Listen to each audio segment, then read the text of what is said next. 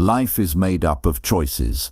Every decision you make, no matter how small, shapes your future. What you say, how you think, how you handle your emotions, and how you manage your money all have a direct impact on the life you're building. If you've ever felt like you were stuck in a cycle, like your habits or mindset were holding you back, you're not alone. The good news? You have the power to change all of that.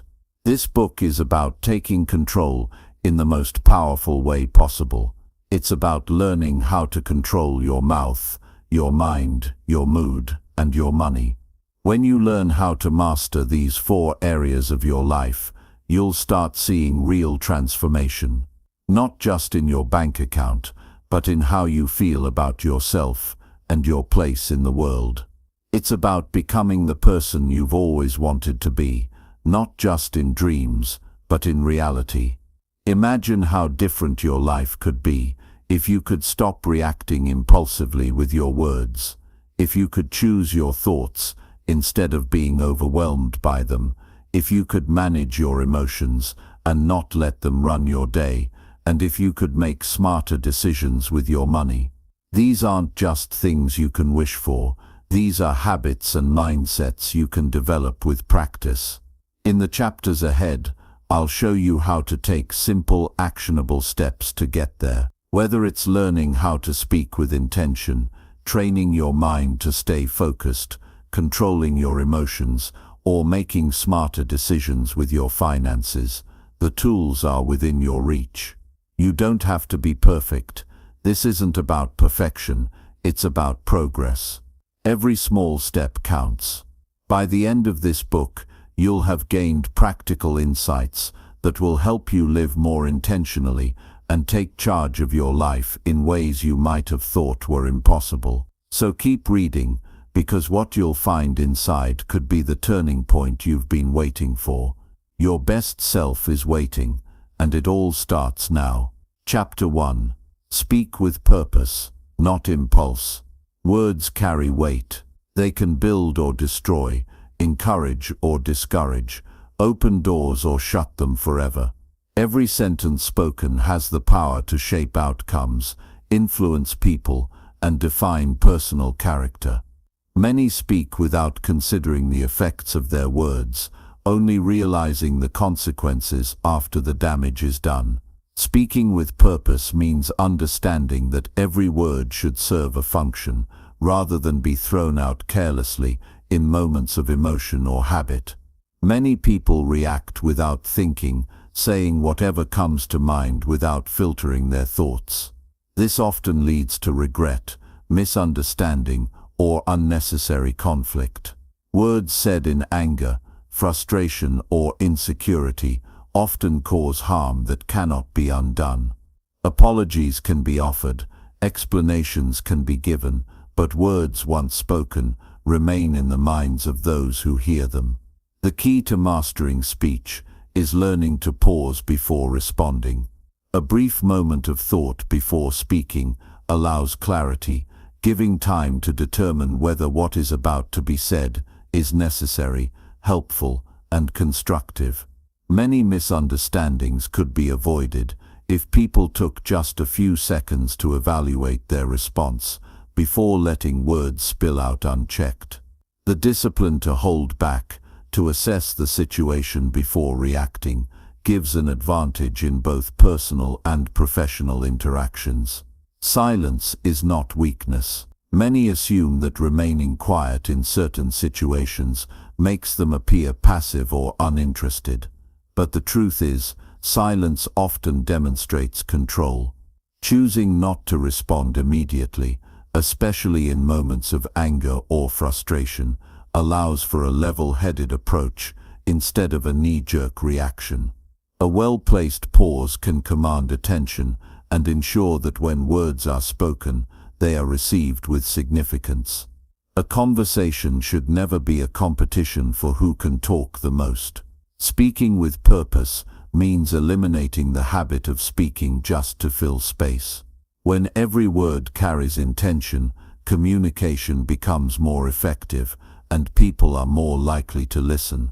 It is better to say one meaningful sentence than to fill the air with empty chatter. The fewer unnecessary words used, the stronger the message becomes. The value of speech is not in its length, but in its clarity. The way something is said matters just as much as the words themselves. Tone, expression, and pacing all influence how a message is received. A harsh tone can turn a simple statement into an insult, while a calm delivery can turn criticism into constructive feedback. Words are not just spoken, they are felt.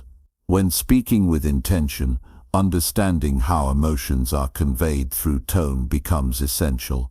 Arguments escalate when both parties speak without listening. Many people are so eager to express their opinions that they do not hear what the other person is saying.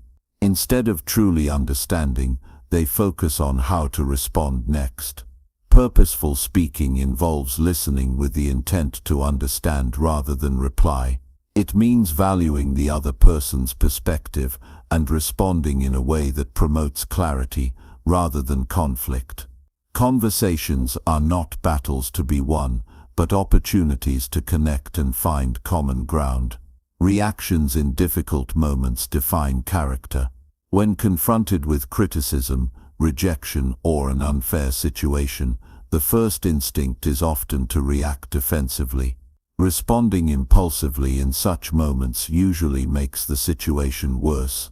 The ability to control words, to step back and choose a response carefully, gives strength and prevents unnecessary damage. A person who can maintain composure in tense situations holds an undeniable advantage. Complaining is another form of careless speech. Many people speak negatively out of habit, without realizing how much damage it does to their own mindset and the people around them. Complaints rarely solve problems, they only reinforce frustration and dissatisfaction. Speaking with purpose means focusing on solutions rather than dwelling on what is wrong. Instead of saying something is impossible or unfair, shifting speech towards problem solving creates a mindset of resilience and progress. The choice of words also affects self-perception. The things repeatedly said, even in personal thoughts, shape belief systems. Constantly saying, "I can't" or "I'm not good enough," reinforces those limitations. Changing language to reflect confidence and capability shifts mindset and influences actions. Speaking with purpose includes speaking to oneself in a way that builds strength rather than reinforces doubt. The best communicators understand that silence, patience, and precision are powerful tools. They do not waste words on gossip, unnecessary opinions, or thoughtless remarks. Instead, they use speech to motivate, encourage, and guide. People who master this skill find that others listen when they speak, not because they are loud or forceful, but because their words carry meaning. In everyday interactions, whether at work, home, or social settings, intentional speech makes a difference. Instead of mindlessly answering or reacting, taking a moment to consider the words being used changes the quality of communication. Speaking in a way that adds value, rather than just filling silence, strengthens relationships and fosters respect. The discipline of speaking with purpose is not developed overnight. It takes practice and awareness to change long-standing habits.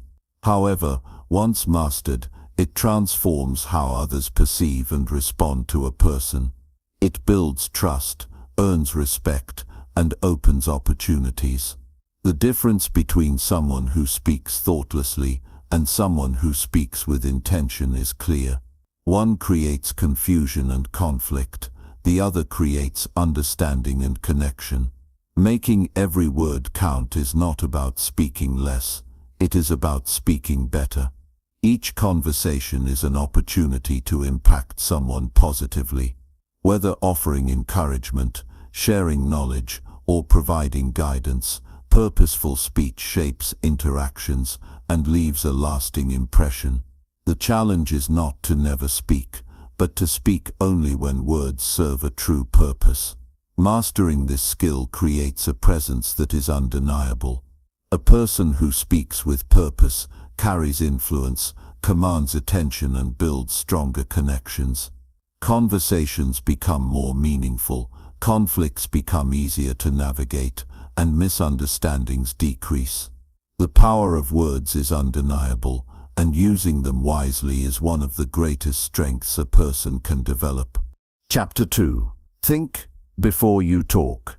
The ability to think before speaking is one of the most valuable habits a person can develop.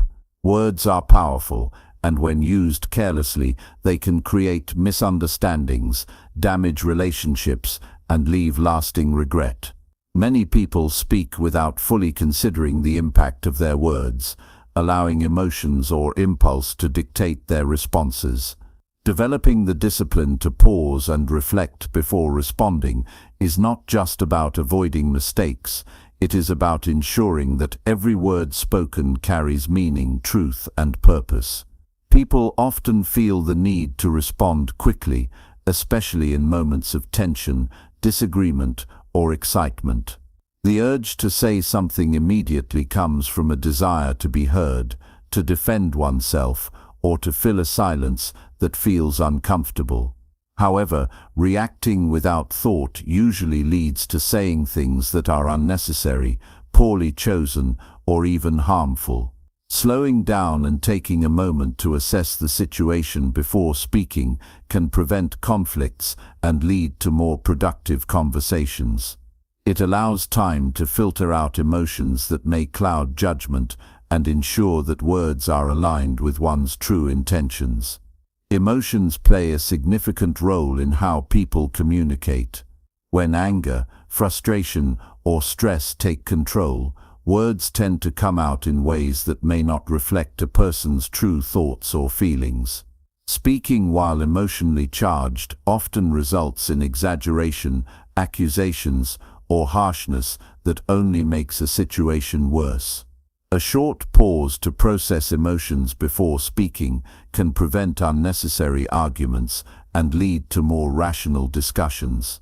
Instead of allowing emotions to drive the conversation, stepping back and considering the best response creates a calmer and more controlled interaction. One of the biggest mistakes in communication is speaking without fully understanding the other person's perspective. Many people listen just to respond rather than to understand. Instead of carefully processing what is being said, they focus on formulating their reply. This leads to misunderstandings, assumptions, and conversations that feel more like competitions than genuine exchanges. Taking the time to absorb and interpret what the other person is saying allows for a more thoughtful and meaningful response. It also demonstrates respect and consideration, making the conversation more productive. The choice of words matters just as much as the message itself. Poorly chosen words can easily distort meaning and create unintended offense. A simple statement can be received as rude, dismissive, or confrontational if phrased carelessly. Thinking before speaking means considering how words will be perceived and adjusting them to ensure clarity and kindness. Even difficult conversations can be handled with respect when words are chosen carefully. Pausing before speaking also allows space for better questions. Instead of jumping to conclusions or assuming intentions, taking a moment to ask clarifying questions leads to deeper understanding. Many conflicts arise because of misinterpretations or lack of information. Asking, "What do you mean by that?" or "Can you explain more?" instead of reacting immediately can prevent unnecessary tension and help both parties find common ground. Thoughtful questions create a sense of openness and help move conversations towards solutions rather than conflict. The habit of thinking before speaking also builds credibility. People who are known for speaking with thoughtfulness and precision are more respected and trusted. Their words carry weight because they are not thrown around carelessly. When someone takes the time to consider their words, others listen more attentively. This is particularly valuable in professional settings, where rushed or poorly worded statements can damage reputations, relationships, and even careers. A well-thought-out response demonstrates confidence, intelligence, and self-control, all of which are qualities that earn respect. Everyday interactions provide opportunities to practice mindful speech. Whether in conversations with family, colleagues, or strangers, taking a moment to think before responding leads to more meaningful and effective communication. Small adjustments, such as taking a deep breath before answering a difficult question or repeating the other person's statement in your mind before replying, can make a significant difference. Over time, these habits become second nature, allowing for more intentional and impactful conversations. Controlling impulsive speech requires discipline, but it is a skill that can be developed with consistent effort. Awareness is the first step. Paying attention to moments when emotions rise or when the urge to respond quickly appears allows for conscious correction. Training the mind to pause, reflect, and then speak creates a natural filter that prevents thoughtless words from slipping out.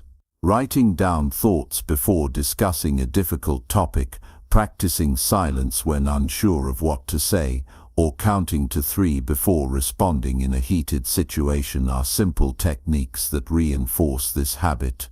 Many regrets in life stem from words spoken too quickly.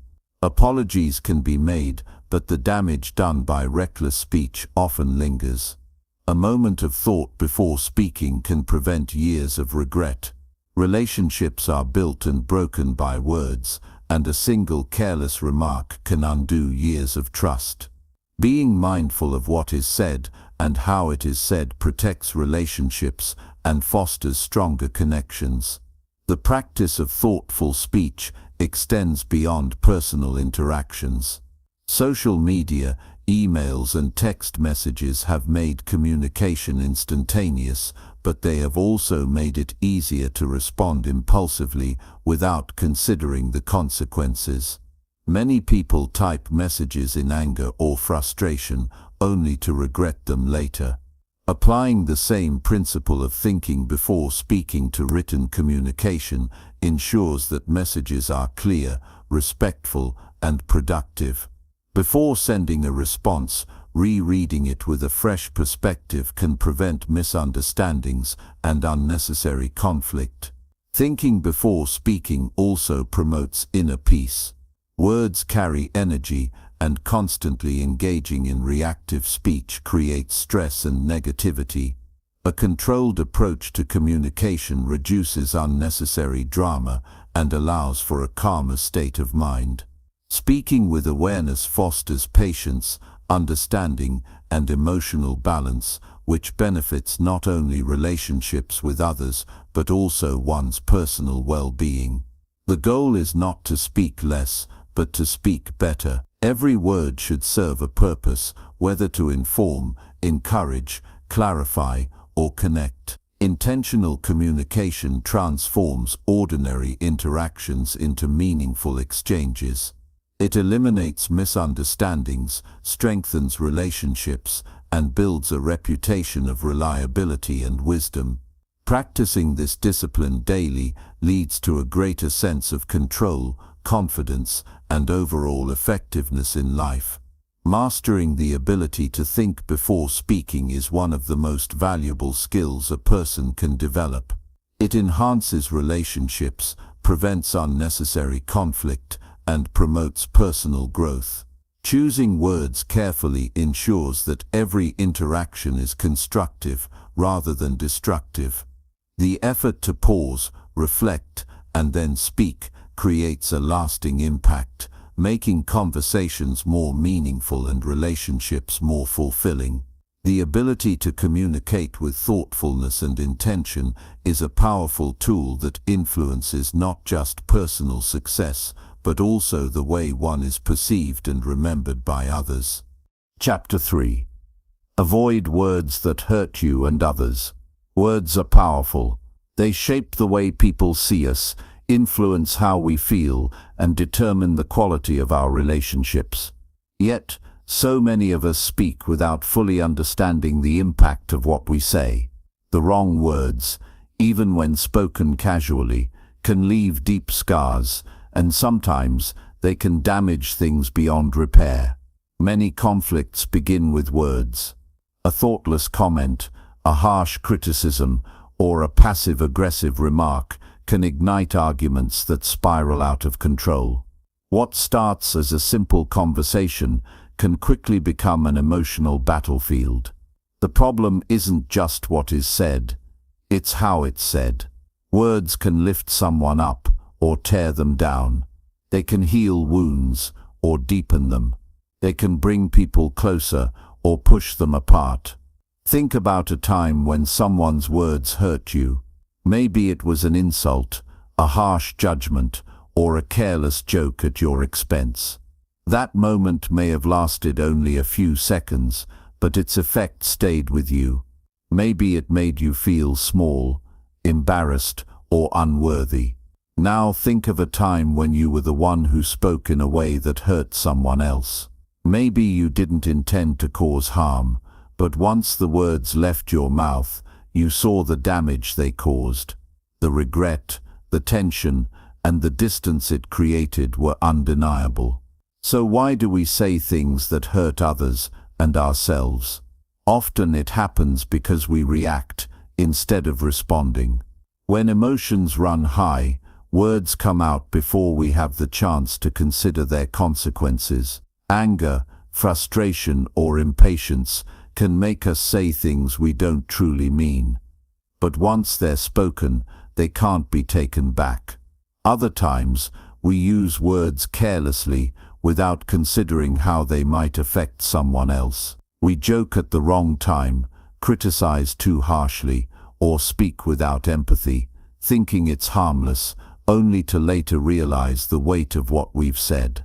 Speaking without awareness doesn't just hurt others, it also affects how we see ourselves. The words we use reflect our mindset, our values, and our emotional state.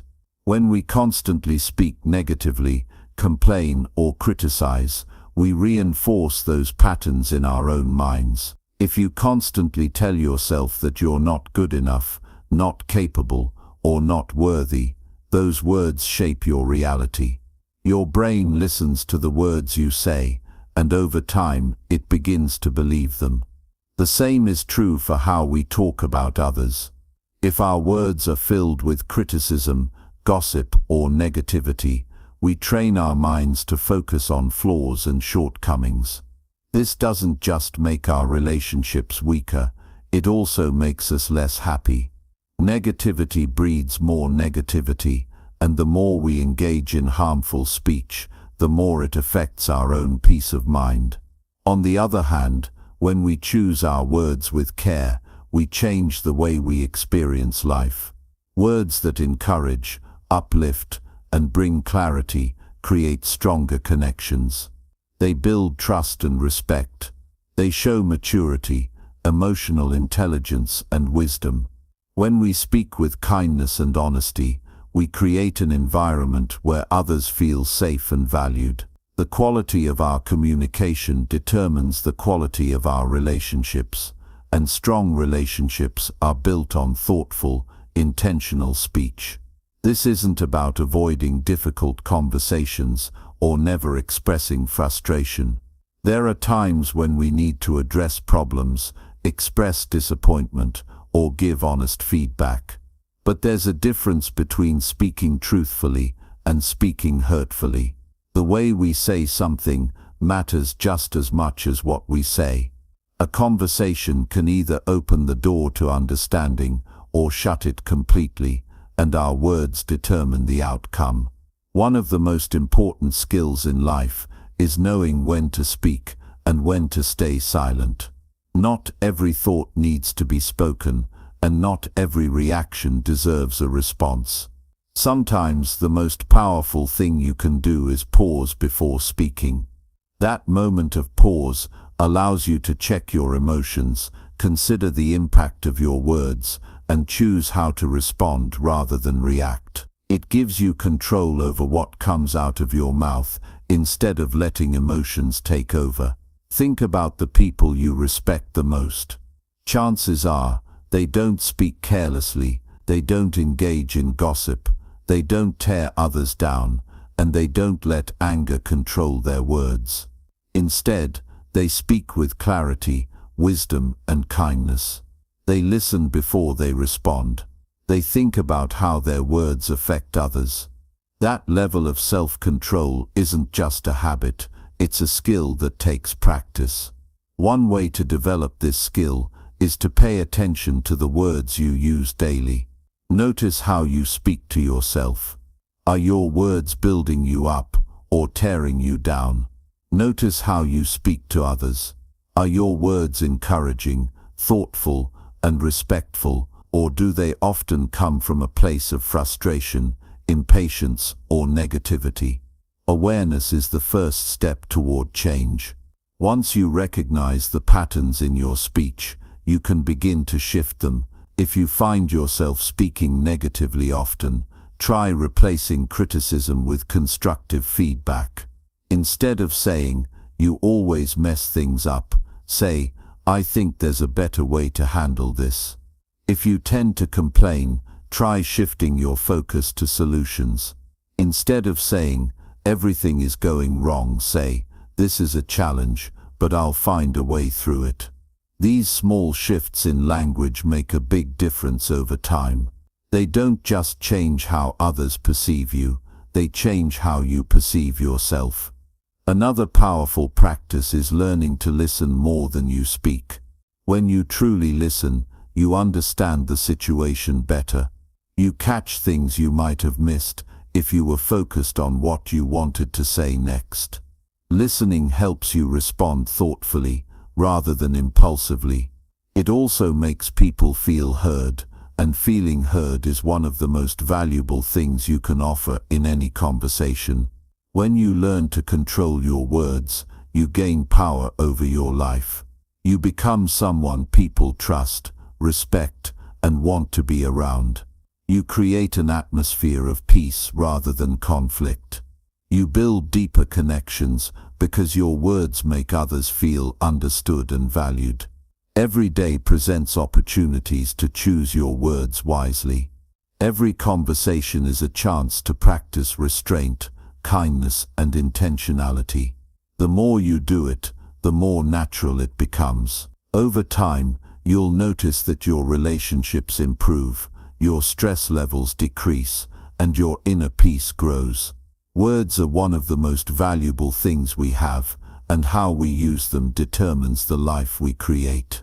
Speak in a way that brings more understanding, not division. Speak in a way that strengthens, not weakens.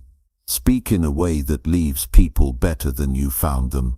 Your words have power. Use them well. Chapter 4. Develop better communication habits. The way people communicate defines the way they live. Every word, every tone, and every pause shapes relationships, determines outcomes, and influences how others perceive them. Some people speak in a way that attracts respect, trust, and cooperation, while others find themselves misunderstood, ignored, or constantly at odds with those around them.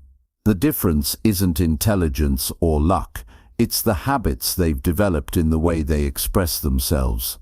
Good communication isn't about using big words or sounding impressive. It's about clarity, awareness, and the ability to connect. Conversations either build bridges or create walls. Some people struggle to get their point across because they speak in circles or overwhelm others with too much detail. Others speak too little, expecting people to understand what they mean without giving enough context. Then there are those who communicate aggressively, pushing their opinions without considering how they come across. The common thread in all these cases is a lack of awareness. People who struggle to communicate effectively don't always realize what they're doing wrong, but the consequences show up in their daily interactions. They experience unnecessary arguments, misunderstandings, and frustration, wondering why things never go smoothly. The key to better communication isn't just speaking clearly. It's about understanding how words affect others and how they can be used to guide a conversation in a way that leads to positive results. The first step in improving the way someone communicates is learning to slow down. Many people speak without fully processing their thoughts. They say whatever comes to mind without checking if it's necessary or helpful. When people rush their words, they increase the chance of being misunderstood or saying something they don't truly mean. Taking a moment to gather thoughts before speaking makes a conversation more productive and prevents regret later. Listening is just as important as speaking. Many people hear words but don't truly listen. They wait for their turn to talk instead of absorbing what the other person is saying. This creates a cycle where both sides feel unheard and the conversation goes nowhere. When people take the time to fully understand what's being said before responding, they naturally become better at expressing themselves. Thoughtful listening allows for more meaningful responses rather than quick reactions based on assumptions. Another important habit is choosing words carefully. People often underestimate the impact of their tone and phrasing. The same message can come across as respectful or rude, depending on how it's delivered. For example, asking someone to help in a direct but polite way creates a cooperative atmosphere, while demanding the same thing with a harsh tone creates resistance. Words should be chosen with intention, ensuring they reflect the message accurately without triggering unnecessary defensiveness. Pauses are just as powerful as words. Some people talk too much, filling every silence with unnecessary details, while others don't say enough, leaving others confused about their point. Learning when to pause and allow a conversation to breathe is a sign of confidence and control. Silence isn't something to be feared, it's a tool that can be used to emphasize important points and allow others to process information before responding. One of the biggest barriers to good communication is emotional reaction. When people feel attacked, frustrated, or impatient, their words become weapons instead of tools for understanding. Responding emotionally rather than thoughtfully leads to arguments, hurt feelings, and unnecessary tension. Learning to separate emotions from speech allows for clear, effective dialogue instead of heated exchanges that solve nothing. Instead of reacting immediately to something upsetting, taking a moment to assess the situation and respond calmly changes the entire dynamic of a conversation. Confidence in communication comes from knowing the value of one's words. People who doubt themselves either speak too hesitantly or overcompensate by speaking too aggressively. Both approaches weaken their message. When someone believes in what they're saying and delivers their words with assurance, people take them more seriously. Confidence doesn't mean speaking the loudest or dominating the conversation. It means expressing thoughts with clarity and certainty. Everyday conversations shape reputations. The way people talk at work, with family, and in social situations creates an impression that sticks. Someone who frequently interrupts or speaks over others develops a reputation for being impatient or inconsiderate. A person who complains constantly is seen as negative, even if they don't intend to be. Someone who speaks with respect and consideration, however, is remembered as someone worth listening to. Small adjustments in the way people communicate make a huge difference in how they are perceived and how others respond to them. Being mindful of body language is just as important as the words being spoken. Communication isn't just about what is said, but also about how it is delivered. Crossed arms, lack of eye contact, or an impatient stance can contradict words and send mixed messages. On the other hand, maintaining an open posture, using eye contact, and nodding occasionally to show engagement strengthens the message. People respond not just to what they hear, but to what they see. When words and body language are aligned, communication becomes more effective. A common mistake people make is assuming that others understand what they mean without making sure their message is clear. Assumptions lead to confusion, frustration, and unnecessary disagreements. Clarifying expectations and confirming that the message has been understood prevents miscommunication. Asking simple follow-up questions like, "Does that make sense?" or "Do you need more details?" makes conversation smoother and ensures that both sides are on the same page. Adapting to different communication styles is another crucial skill. Not everyone speaks the same way or processes information at the same speed. Some people prefer direct answers, while others need more explanation. Some communicate better through written messages, while others do better in face-to-face conversations. Understanding these differences and adjusting accordingly prevents unnecessary friction. It also shows emotional intelligence, making conversations more productive and reducing misunderstandings. Effective communication isn't just about avoiding problems, it's about building stronger connections. When people feel heard and understood, relationships improve. Friendships deepen, work environments become more harmonious, and personal interactions become more meaningful. When communication is handled with care, respect, and thoughtfulness, conflicts decrease and cooperation increases. People who master the art of communication find that life becomes easier. They spend less time clarifying misunderstandings and fixing unnecessary mistakes. They navigate social and professional situations with more ease. They gain respect without having to demand it. Speaking well isn't about impressing others, it's about creating clarity, avoiding conflict, and making sure words serve a purpose. Improving communication isn't something that happens overnight, but small daily changes create lasting results. Paying attention to how words affect others, slowing down before speaking, and making an effort to truly listen build a strong foundation. Every conversation is an opportunity to practice and refine these skills. The way people speak influences every part of their lives. Good communication opens doors, strengthens relationships, and creates a sense of confidence in navigating any situation.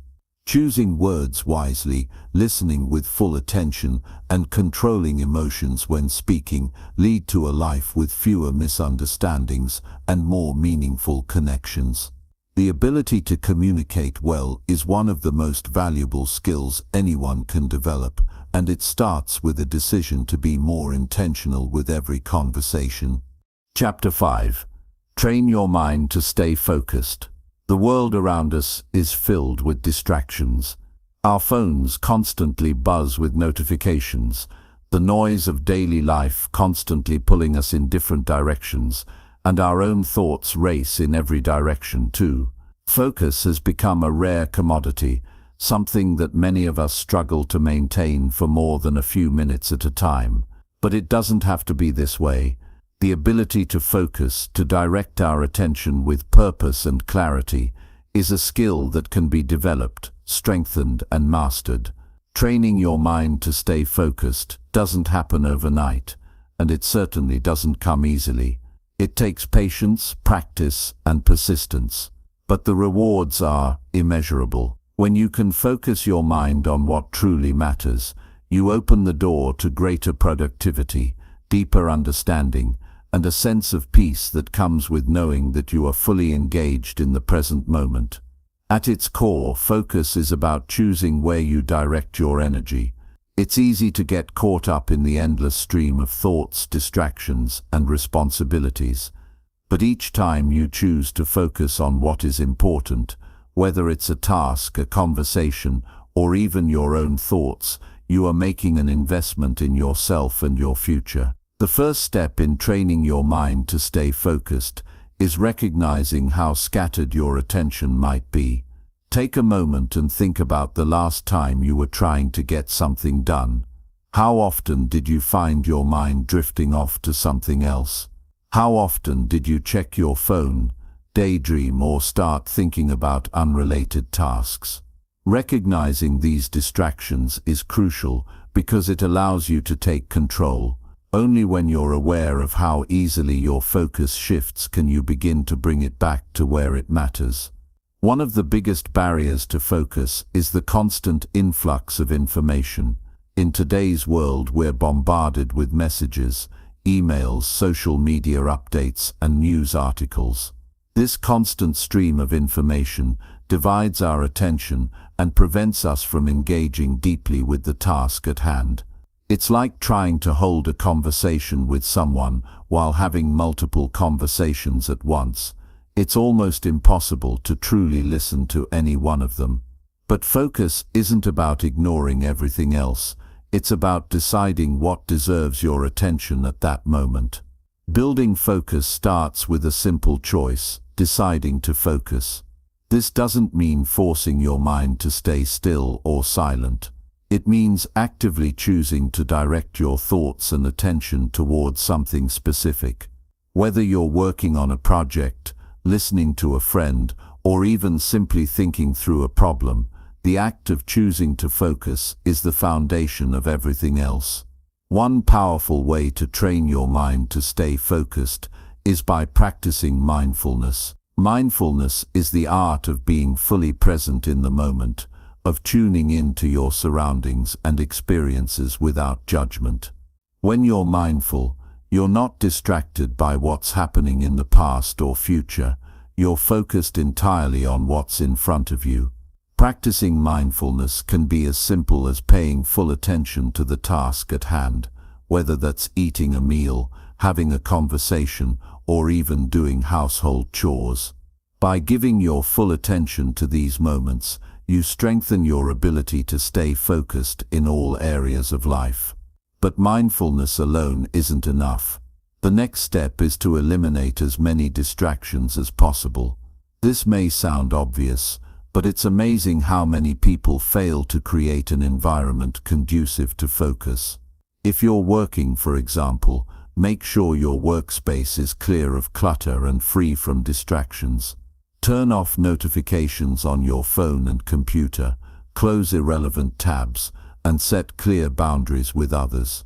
The fewer distractions you have, the easier it will be to focus. Another key aspect of focus is managing your energy.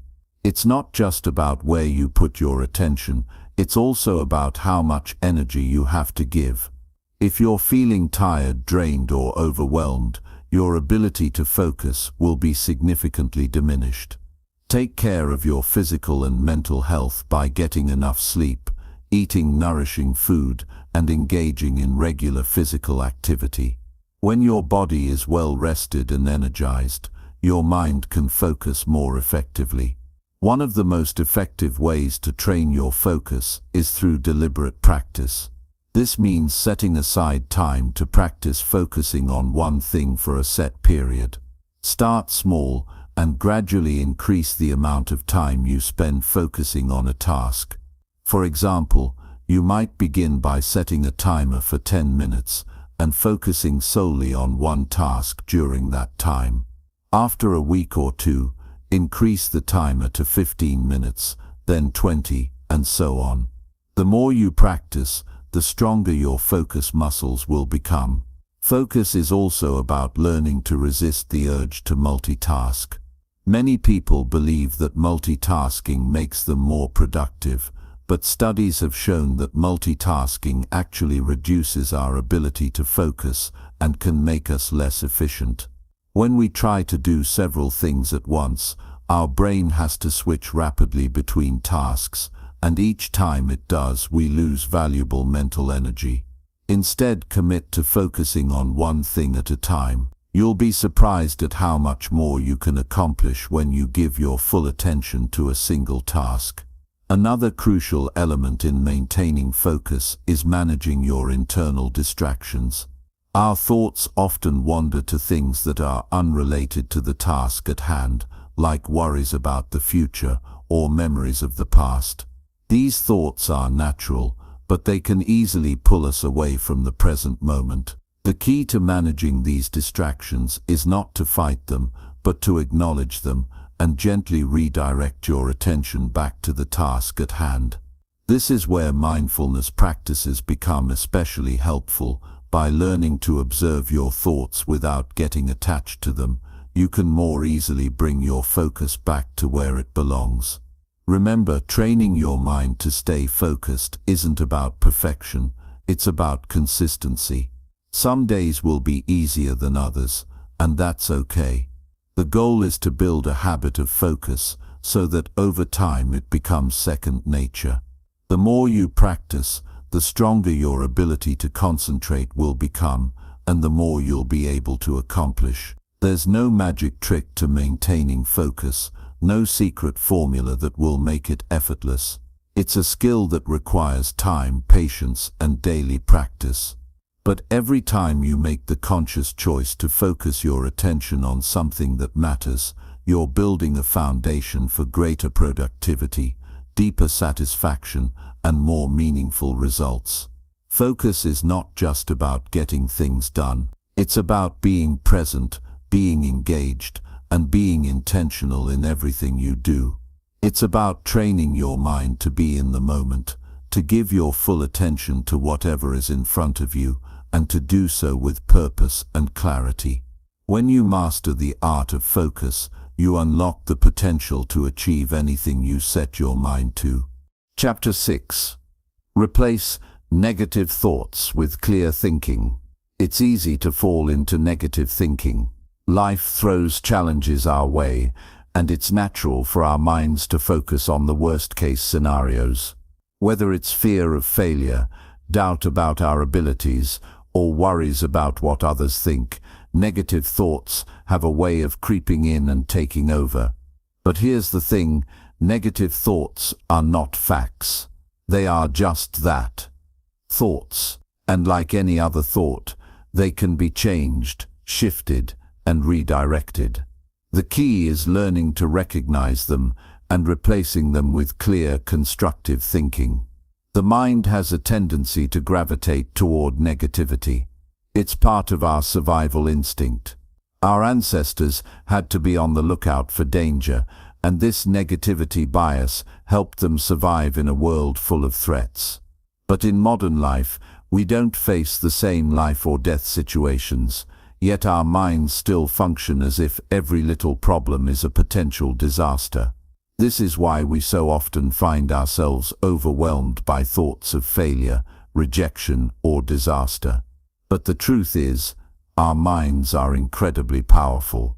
The thoughts we think shape our reality. If we let negative thoughts dominate, they begin to influence our actions, our mood, and the way we see ourselves. Negative thinking becomes a self-fulfilling prophecy. The more we dwell on the negative, the more we convince ourselves that things won't work out. We start to believe that we're not good enough, that we'll never succeed, or that bad things are bound to happen. But this kind of thinking is not only unproductive, it's also inaccurate. The first step in replacing negative thoughts with clear thinking is to recognize when negativity takes hold. Often, negative thoughts show up as an immediate reaction to a situation. You get a critical email from your boss, and immediately your mind starts spiraling. I'm going to lose my job. They're going to fire me. I'm not good enough.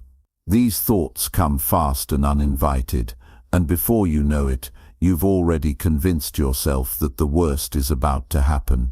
Recognizing these automatic, negative thoughts is the first step in breaking the cycle. When you catch yourself thinking negatively, pause for a moment. Acknowledge the thought without judgment. Just notice it. This act of awareness is powerful because it gives you the space to make a conscious decision about how to respond. The next step is to challenge the negative thought. Ask yourself, is this really true? What evidence do I have to support this thought? Am I jumping to conclusions? By questioning the validity of your thoughts, you begin to shift from automatic, negative thinking to a more reasoned and clear way of thinking. For example, if you think, "I'll never succeed," take a moment to ask yourself, what is the evidence that this is true? You might remember times when you have succeeded in the past, even in the face of challenges. Perhaps you've overcome difficult situations or reached goals you once thought were impossible. By focusing on the facts, you begin to replace the negativity with a clearer, more realistic perspective. Another important technique is to replace negative thoughts with more constructive alternatives. Instead of thinking, "I'm not good enough," try reframing it to, "I am capable and I am always learning and growing." Instead of worrying, "What if I fail?" try thinking, "I have the skills and resilience to overcome obstacles, and failure is simply part of the journey." Reframing allows you to redirect your thoughts from fear and doubt to confidence and possibility. It's important to remember that replacing negative thoughts with clear thinking is not about pretending that everything is perfect. Life has challenges, and it's okay to feel frustrated, scared, or upset at times. What matters is how you respond to those feelings. Rather than letting negative thoughts take over, you can choose to acknowledge the reality of the situation, accept that challenges are part of life, and focus on how you can move forward. Clear thinking doesn't mean ignoring problems. It means facing them head-on with a positive and practical mindset. Another key to replacing negative thoughts with clear thinking is to practice gratitude. When we focus on what we don't have or what's wrong in our lives, it's easy to fall into a negative spiral. But when we intentionally focus on what we're grateful for, we begin to shift our focus from lack to abundance.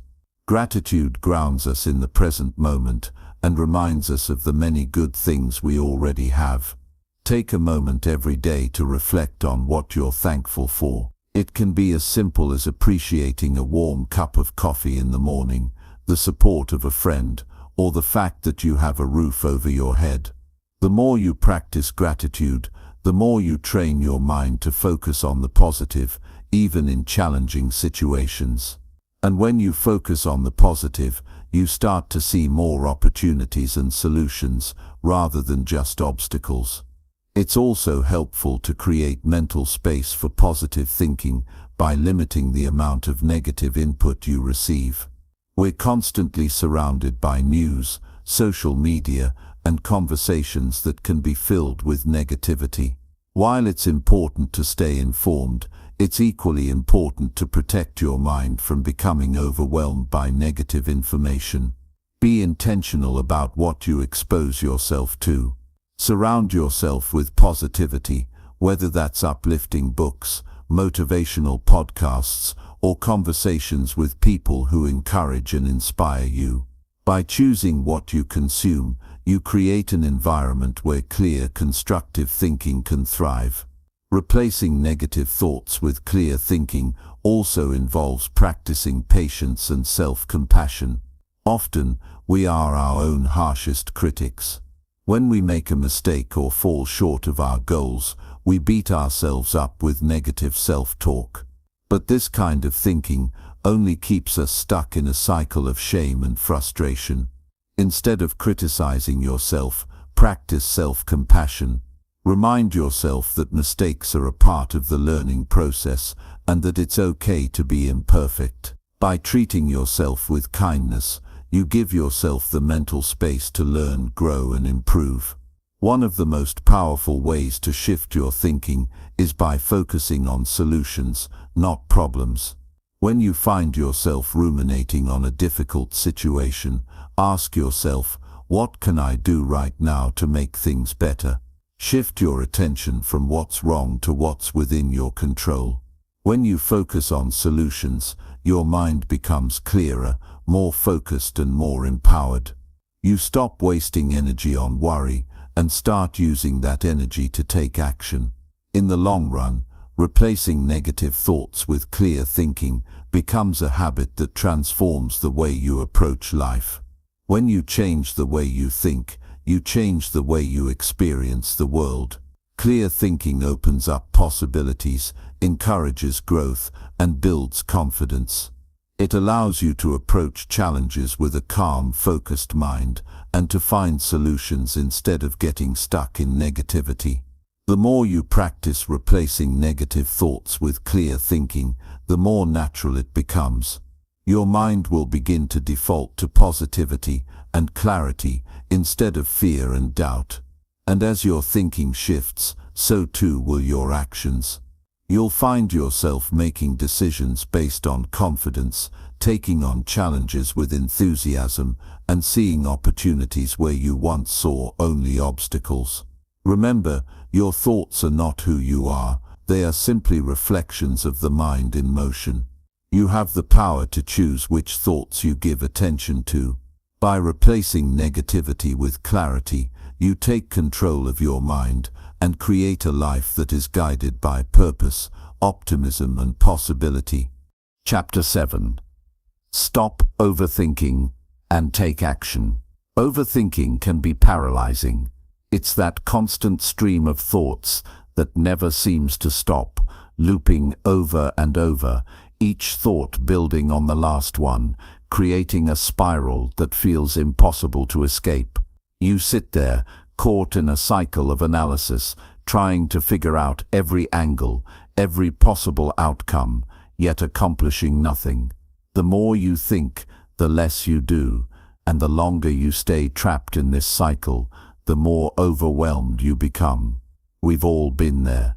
That moment when a decision seems so huge, so important, that you get caught up in the details, the possibilities, and the potential consequences. It's easy to convince yourself that if you just think a little bit more, you'll come to the perfect solution. But what happens is that the longer you dwell, the more uncertain you feel, and the more distant action becomes. Overthinking doesn't lead to clarity, it leads to confusion, and in that confusion, you can find yourself stuck, unable to move forward. The truth is, overthinking is a trap. It's not a tool for making better decisions, it's a tool for avoiding them. You may think you're being cautious or thorough, but what you're really doing is delaying action. It's like trying to run a race, but spending all your time studying the track instead of running on it. In the end, all that time spent thinking doesn't move you any closer to your goal. The first step in stopping overthinking is recognizing that it's happening. Most of the time, we're not even aware that we're stuck in this mental loop. It feels natural. We tell ourselves, I need to think this through, or I just want to make sure I'm doing the right thing. But in reality, all that thinking is keeping us from doing anything at all. It's a protective instinct. Our minds want to ensure that we make the right choice, but the irony is that the more we think, the more we hold ourselves back.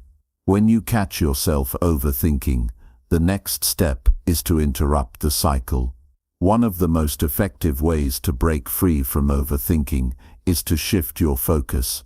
If you're dwelling on a decision, instead of trying to think your way through it, take a step back and focus on something else entirely. Go for a walk, do something physical, or engage in a completely unrelated task.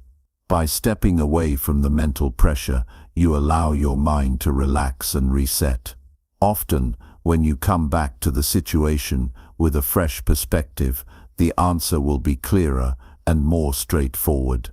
Another strategy for overcoming overthinking is to set a time limit for your decision-making process.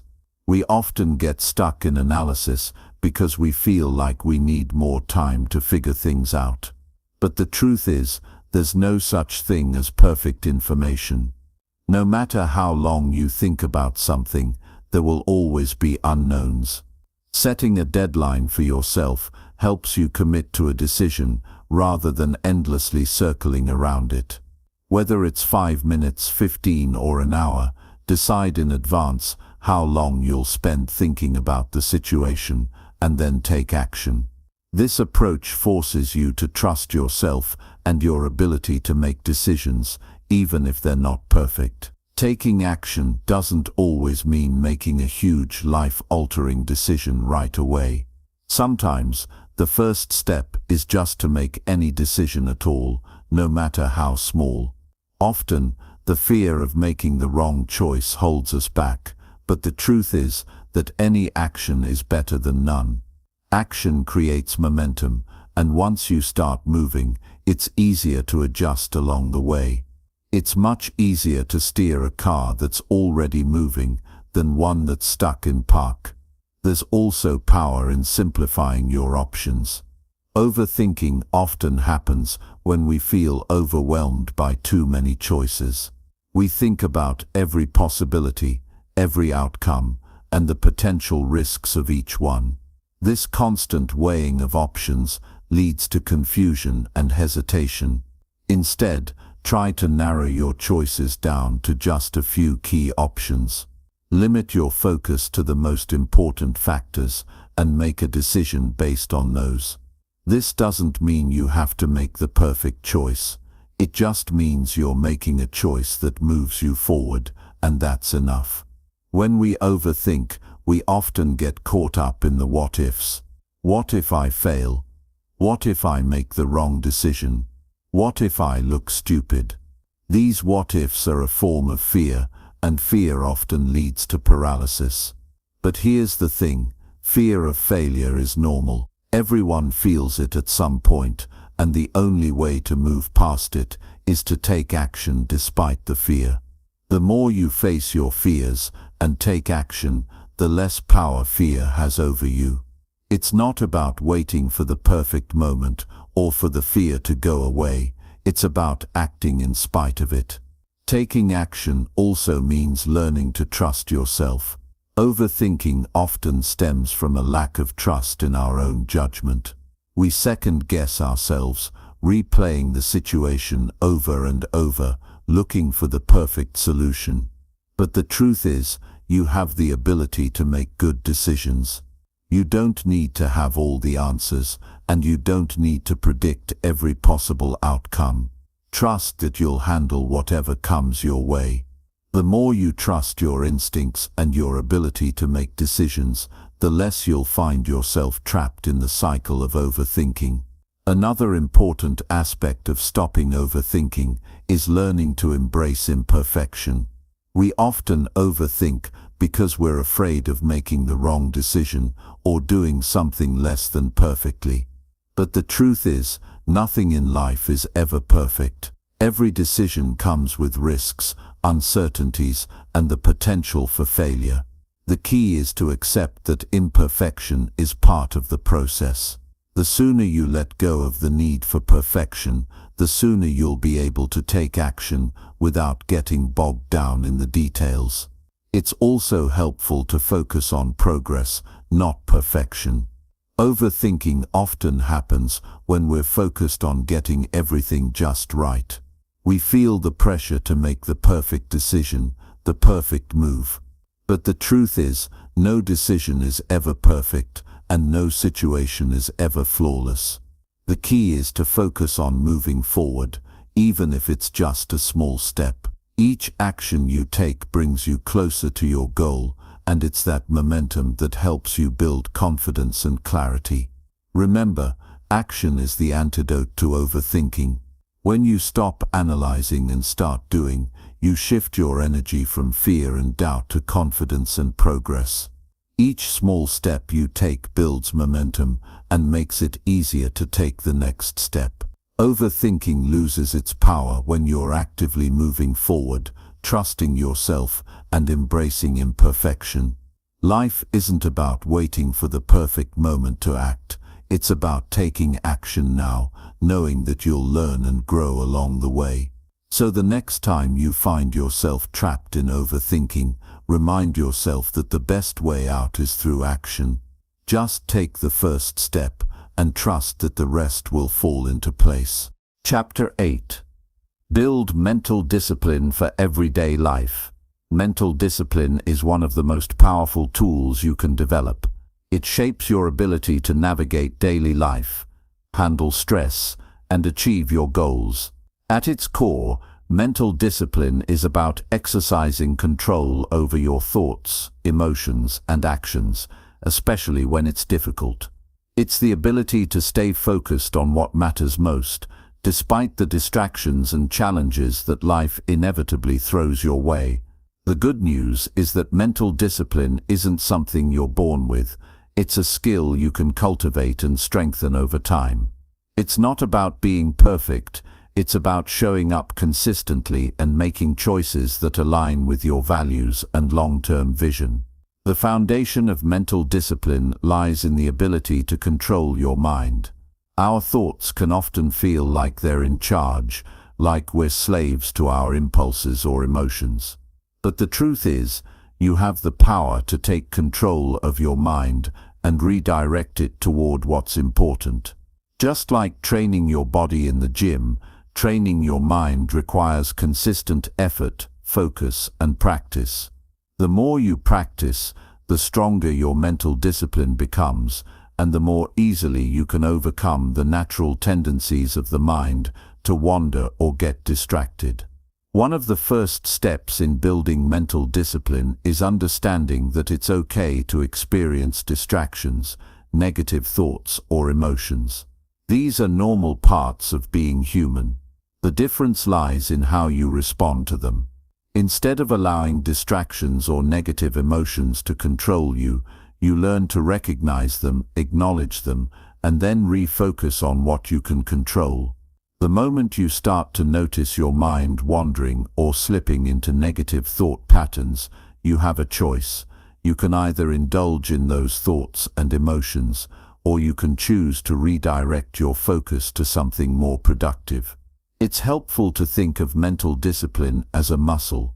Just as you would strengthen your physical muscles through exercise, you strengthen your mental muscles by practicing self-control. Every time you choose to refocus your attention, calm your mind, or resist the urge to give in to distractions, you're building that muscle. At first it may feel difficult or uncomfortable, but over time it becomes easier, and you start to see the benefits in your daily life. One powerful tool for building mental discipline is setting clear goals. When you have a clear vision of what you want to achieve, it's easier to stay focused and disciplined. Without goals, it's easy to get lost in the noise of daily life, to be pulled in a million different directions, and to end up feeling like you're not making progress. Goals give you something concrete to focus on, something that aligns with your values and long-term desires. They act as a compass, guiding your decisions and actions, even when it's tempting to take shortcuts or get distracted. To build mental discipline, it's not enough to just have goals. You need to break them down into manageable steps. When you focus on small, actionable steps instead of overwhelming yourself with the big picture, it becomes easier to stay on track. Think of it like climbing a mountain. The top of the mountain may seem far away, but when you focus on taking one step at a time, the journey feels more manageable. Breaking down your goals into smaller, daily actions helps you stay disciplined and prevents you from becoming overwhelmed by the process. A key part of mental discipline is learning to control your impulses. Our natural instincts often push us to seek immediate gratification, whether it's the desire to check your phone, eat junk food, or avoid a difficult task. Impulse control is a vital component of mental discipline because it allows you to prioritize long-term rewards over short-term pleasures. For example, rather than giving in to the temptation to scroll through social media or watch TV, you learn to resist and stay focused on the task at hand. It's not about denying yourself pleasures, but about choosing when to indulge and when to exercise restraint. The more you practice impulse control, the easier it becomes to stay focused on your goals and make choices that align with your values. Building mental discipline also requires a strong sense of routine. Routines provide structure and consistency, and they help you stay on track, especially on days when motivation is low. When you build positive habits into your routine, you don't have to rely on willpower to get things done, you just do them. Routines help eliminate the mental energy spent on decision-making and allow you to focus on what matters most. It's about creating a system that supports your goals and helps you make progress, even on the days when you're feeling tired or uninspired. Start by identifying key habits that will support your goals. These could be things like exercising regularly, eating healthy, reading, or meditating. Once you've identified these habits, integrate them into your daily routine. The key is consistency. Mental discipline isn't about doing something perfectly all the time. It's about showing up consistently, even when you don't feel like it. Over time, these habits become automatic, and your mental discipline becomes stronger as a result. It's also important to recognize that building mental discipline doesn't mean being rigid or inflexible. Life has a way of throwing unexpected challenges our way, and sometimes things don't go according to plan. Building mental discipline is about learning to adapt to those challenges and make adjustments as needed. It's about maintaining your focus on your long-term goals, even when things don't go as expected. Flexibility and adaptability are important aspects of mental discipline because they allow you to respond to life's ups and downs without losing sight of what's important. Another powerful aspect of mental discipline is learning to manage your energy. We all have limited energy each day, and how we choose to spend that energy can make a huge difference in our ability to stay focused and productive. Mental discipline is about being intentional with your energy, choosing where to invest your time and attention in a way that aligns with your goals and values. This means learning to prioritize tasks that move you closer to your goals and saying no to distractions that drain your energy. When you focus on managing your energy, you make conscious decisions about how to spend your time. You identify the tasks that are most important and tackle them first, rather than getting bogged down by less important or more trivial tasks. It's about being mindful of where your attention goes and actively choosing to invest it in activities that will move you forward, rather than letting your energy get scattered in 100 different directions. One of the most powerful tools in building mental discipline is mindfulness. Mindfulness is the practice of being fully present in the moment, without judgment or distraction. When you cultivate mindfulness, you develop the ability to focus your attention where it matters most and avoid getting lost in distractions. Mindfulness helps you stay calm, focused and clear-headed, even in the midst of chaos. It's about learning to observe your thoughts and emotions without getting swept up in them. With mindfulness, you create mental space that allows you to make better decisions, stay focused on your goals, and maintain mental clarity. Building mental discipline takes time and patience. It's not something that happens overnight, and it's not something you can force. The key is consistent practice and a willingness to stay committed to your goals. Over time, you'll begin to see the benefits: increased focus, improved productivity, better decision-making, and a deeper sense of control over your life. Mental discipline is a skill that pays dividends in every area of your life, and as you continue to develop it, you'll find that you're able to achieve more, handle challenges with greater ease, and live with a deeper sense of purpose and satisfaction. Chapter 9. Manage your emotions before they control you. Emotions are a part of life, and trying to avoid them or push them aside only creates more trouble in the long run. They are real and they serve a purpose, but they can also be overwhelming if left unchecked. Whether it's frustration, anger, anxiety, sadness, or joy, emotions can easily take over if we don't learn to manage them. The trick isn't to suppress or ignore them, but to understand them, acknowledge them, and ultimately control them in a way that serves us rather than sabotages us. Understanding emotions is key to managing them. Emotions arise in response to thoughts, experiences, or external events. They're like signals that tell us how we're reacting to the world around us. What we need to recognize is that emotions don't control us unless we let them. They're not facts, but responses. So when you feel angry, sad, or anxious, it's important to pause and reflect on the thought or situation triggering those emotions. Are they based on reality, or are they fueled by assumptions or fears?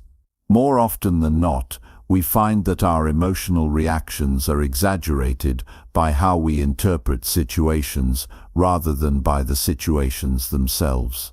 This realization gives you power over your emotions. Once you understand that emotions are a response to your thoughts, you can take steps to change your emotional experience by changing how you think. This doesn't mean ignoring the emotions or pretending they don't exist. It's about creating a space between feeling and reacting, where you can evaluate the situation and choose how to respond rather than simply being swept away by the current of your emotions.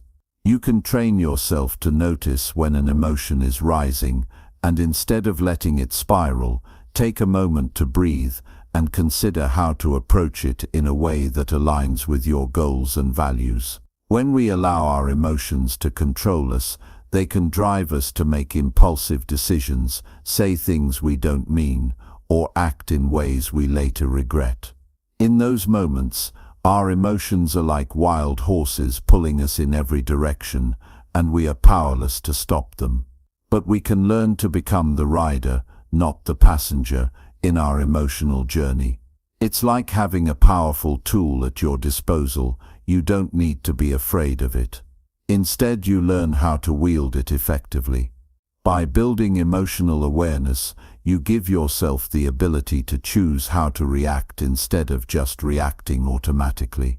Managing your emotions is about responding, not reacting. When you're in a high-stress situation, you might feel your emotions rising, your heart races, your thoughts scatter, and the urge to say or do something impulsive feels overwhelming. In these moments, stop and breathe. The breath is your anchor, a way to pause and ground yourself. Take a slow, deep breath in, and then slowly exhale.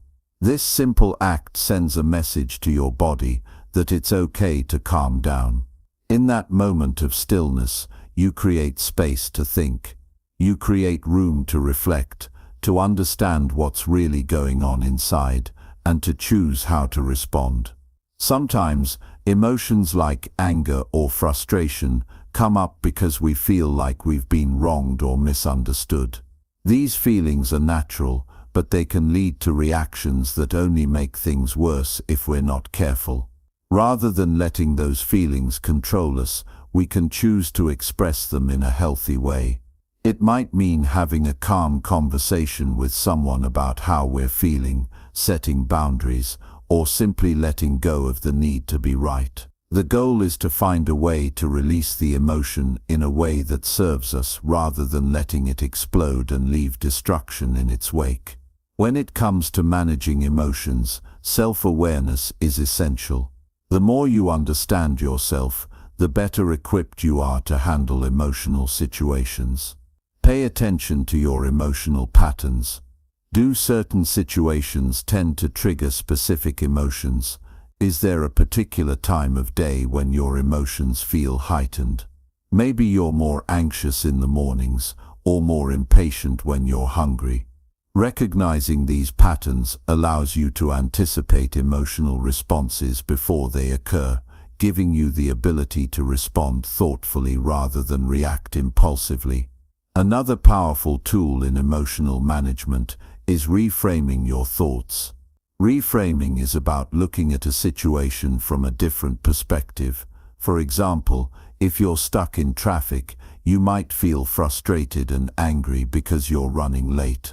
But you can reframe the situation by thinking, I can't control the traffic, but I can use this time to listen to a podcast or relax. Instead of feeding into frustration, you turn the situation into an opportunity. Reframing helps you manage your emotions because it shifts the focus from what you can't control to what you can. Sometimes, emotions aren't just about what's happening right now, they're also about the past. Past experiences, traumas, and unresolved issues can all bubble up and affect how we feel in the present. In these cases, it's important to acknowledge those past emotions, but not let them rule our present lives. It might take time to work through these deeper emotional layers, but by understanding where these feelings come from, we can prevent them from dictating our current reactions. Working through these past emotions can involve therapy, journaling, meditation, or simply talking to someone you trust. Mindfulness is another key aspect of emotional management. Being present in the moment allows you to observe your emotions without getting caught up in them. When you practice mindfulness, you're able to separate yourself from the immediate emotional reaction and view it objectively. This perspective shift helps you gain clarity, so instead of reacting impulsively, you can respond thoughtfully. It's not about suppressing emotions, it's about creating space to experience them without allowing them to take over. When managing your emotions, it's also essential to practice self-compassion. Emotions can sometimes feel overwhelming, and there's no need to judge yourself for experiencing them. It's okay to feel angry, sad, or frustrated. These feelings are part of being human. The key is how you manage them. Self-compassion means treating yourself with the same kindness and understanding that you would show a friend who is going through a tough time. When you make a mistake or let your emotions get the best of you, don't beat yourself up. Acknowledge what happened, learn from it, and move forward. Be kind to yourself in the process. Sometimes, the best way to manage emotions is through physical activity. Exercise can help release built-up tension and energy, providing a natural outlet for strong emotions. Whether it's going for a run, practicing yoga, or even just taking a brisk walk, physical movement can help balance the emotional intensity you're feeling. When you engage in exercise, your body releases endorphins, which are natural mood boosters. In this way, exercise is a powerful tool for emotional regulation. Managing emotions is an ongoing practice. There will be days when you feel like you've mastered it, and others when you feel completely overwhelmed. That's okay. What matters is that you keep practicing. You keep showing up, learning about your emotional responses, and making choices that support your emotional well-being. The more you practice emotional awareness, self-compassion, and reflection, the easier it becomes to navigate life's ups and downs with greater ease and stability. Ultimately, managing your emotions is about empowerment. It's about taking control of your emotional life so that you can create the experience you want, rather than letting your emotions dictate it. You are not at the mercy of your feelings. Instead, you have the power to choose how you respond to them. When you learn to manage your emotions, you free yourself from their grip and open up space for peace, clarity, and intentional action. And when you make managing your emotions a consistent part of your life, you begin to see the positive impact it has on every other area of your life: relationships, work, personal growth, and overall well-being. Chapter 10. Break free from anger and frustration. Anger and frustration are emotions that everyone experiences at some point. They can be overwhelming, making you feel like you're losing control, or like the world is pushing you into a corner. These feelings often arise when things don't go as planned, when others don't behave how you expect, or when life simply isn't fair. Anger can make your heart race, your thoughts scatter, and your focus narrow. Frustration often follows closely behind, especially when you feel stuck, like you're trying everything and nothing is working. What's important to realize is that these emotions, while completely normal, don't have to control you. They may show up uninvited, but they don't need to take over your entire day, your life, or your sense of peace. The power to break free from anger and frustration is within you, and the key lies in how you respond to these emotions rather than how they dictate your actions. One of the most crucial steps in dealing with anger and frustration is recognizing when they arise. It's easy to get caught up in the rush of emotions and let them push you into reacting. But the first step in breaking free from them is awareness. This means being able to notice when you're starting to feel that familiar tension in your chest or that rush of heat in your face. It's about tuning in to the physical signals your body gives you when anger or frustration is brewing. Once you recognize that you're becoming angry or frustrated, take a moment to pause. In that pause, you're taking back control. It's as if you're stepping outside of the situation and observing your emotions rather than letting them control your every move. This moment of pause doesn't have to be long. Just a few seconds of deep breathing can make a huge difference. A deep breath signals your brain to slow down, to step away from the fight or flight response, and to reset your thinking. After taking that pause, it's important to examine what's really going on. Anger often arises when we feel hurt, misunderstood, or wronged. Frustration can come from a sense of helplessness or a perceived lack of progress. In both cases, the emotion is rooted in a thought or belief, whether it's a belief that something isn't fair or that you should be further along than you are. Identifying the underlying thought or belief behind the emotion is crucial because it helps you see that the emotion is not an objective reality. It's a response to a thought or belief. Once you recognize the source of your anger or frustration, you can begin to question it. Is this thought serving you? Is it true, or is it an exaggeration of the situation? Often we find that the beliefs fueling our emotions are based on assumptions, misinterpretations, or unrealistic expectations. For example, you might get angry because someone didn't meet your expectations, but when you step back, you realize that your expectations were unrealistic in the first place. When you challenge these thoughts, the power of the emotion diminishes. By questioning the beliefs that are fueling the anger or frustration, you can begin to release their grip on you.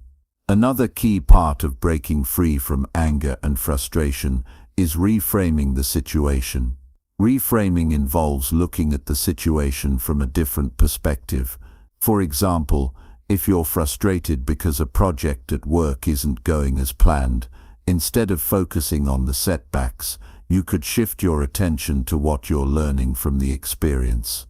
Maybe things aren't going perfectly, but you're gaining valuable insights that will help you in the future. Reframing doesn't change the situation, but it changes how you feel about it and how you approach it. In the same way, anger can be reframed by changing the way you view the other person or situation. If someone cuts you off in traffic, instead of getting angry at them, you can reframe the situation by thinking, maybe they're having a tough day or rushing to an emergency. This shift in perspective doesn't excuse bad behavior, but it helps you let go of the anger and move forward with a sense of peace. The more you practice reframing, the easier it becomes to break free from the grip of anger and frustration. Another powerful tool in managing anger and frustration is acceptance. Often we get angry or frustrated because we resist how things are. We want things to be different, more fair, more orderly, more easy. But life is unpredictable, and things rarely go exactly as planned. Acceptance doesn't mean giving up or resigning yourself to bad circumstances. It means acknowledging reality as it is and choosing to move forward with grace. When you accept the situation as it is, without fighting against it, you can shift from frustration to action. Acceptance also involves letting go of the need to control everything. Frustration often comes from the feeling that things are outside of our control, but the truth is, we can't control everything, and we shouldn't try to. Instead of fighting against what's out of your hands, focus on what you can control: your thoughts, your actions, your responses. When you let go of the need to control everything around you, you free yourself from the heavy burden of frustration. One of the most effective ways to break free from anger and frustration is by taking responsibility for your emotions. This means recognizing that you are the one in charge of how you respond, even if you can't control the external situation. It's easy to blame others or circumstances for our emotional reactions, but doing so only gives away your power. By taking responsibility, you claim that power back. You acknowledge that while you can't control other people or external events, you have complete control over how you respond. This shift in perspective is liberating because it places the power back in your hands. Sometimes it's helpful to express your emotions in a healthy way. Holding on to anger or frustration can lead to bitterness and resentment, which only causes more harm in the long run. Instead of letting these emotions fester, find a way to release them. This might involve talking to someone you trust, writing in a journal, or even engaging in physical activity to release built-up tension. The key is to find a healthy outlet for your emotions, rather than bottling them up or letting them explode in an uncontrolled way. Breaking free from anger and frustration also requires cultivating patience.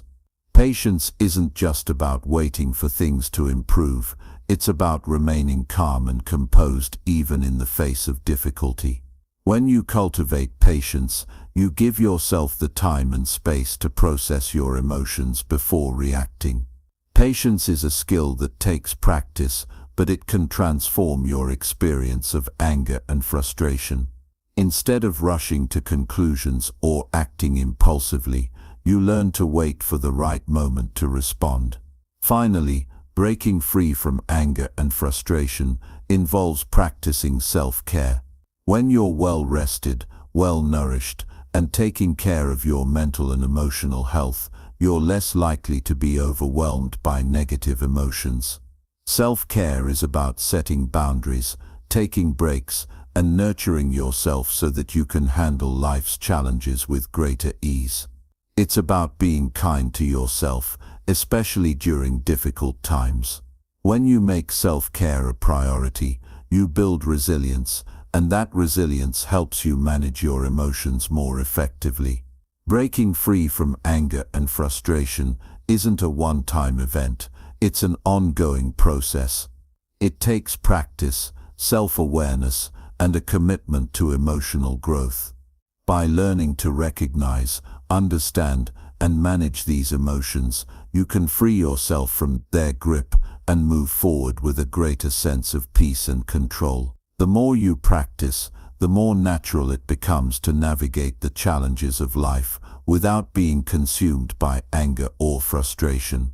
And the more you practice, the more empowered you become to live a life that's aligned with your values, your goals, and your true sense of self.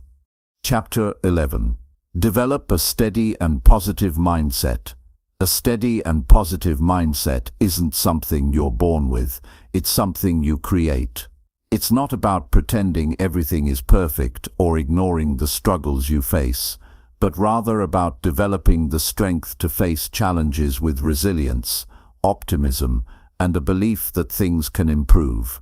It's about training your mind to focus on what you can control, shifting your perspective in the face of difficulties, and cultivating a sense of peace, no matter what life throws your way. The first step to developing a steady and positive mindset is understanding that your thoughts shape your reality.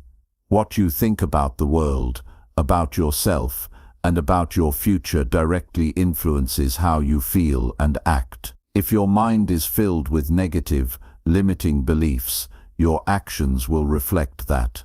On the other hand, if you train your mind to focus on the positive, on solutions, and on possibilities, your actions will align with that mindset. This doesn't mean ignoring the hard things in life, but it does mean choosing not to let them define you or dictate your emotions. One of the most powerful ways to shift your mindset is by changing the stories you tell yourself. Every person has an internal narrative that shapes how they view the world. This narrative is often influenced by past experiences, fears, and beliefs. If you've experienced failure or disappointment in the past, you might tell yourself stories about how you're not good enough or that things will never change. But you can rewrite those stories. Instead of focusing on your past mistakes or struggles, shift your focus to your strengths, your growth, and the opportunities ahead. Your story is not fixed. It's something you can change at any time. Start by paying attention to your thoughts. Are they mostly positive or negative? Do they focus on what's possible or what's impossible? Do you find yourself dwelling on your shortcomings or celebrating your progress? Once you become aware of the patterns in your thinking, you can begin to make conscious choices about how you want to think. You don't have to believe every thought that pops into your head. You can choose to challenge negative thoughts and replace them with thoughts that empower you. For example, instead of thinking, "I can't do this," try replacing that thought with, "I may not know how to do this yet, but I'm capable of figuring it out." Shifting your thoughts in this way creates a ripple effect that strengthens your mindset over time. Another key to developing a steady and positive mindset is practicing gratitude. It's easy to get caught up in what's not going well in our lives, but gratitude forces you to look at what is going right. Every day there are things to be thankful for, even if they're small. Maybe you had a great conversation with a friend, or you took a walk outside and enjoyed the fresh air. Maybe you had a peaceful moment of silence to yourself. These moments are easy to overlook, but they're the building blocks of a positive mindset. When you practice gratitude, you train your brain to focus on the good, and over time this becomes your default way of thinking. You can start by keeping a gratitude journal. Each day write down 3 things you're thankful for. They don't have to be big things, just whatever stands out in your day. This simple practice shifts your focus from scarcity and struggle to abundance and possibility. As you continue to practice gratitude, you'll notice a shift in your perspective.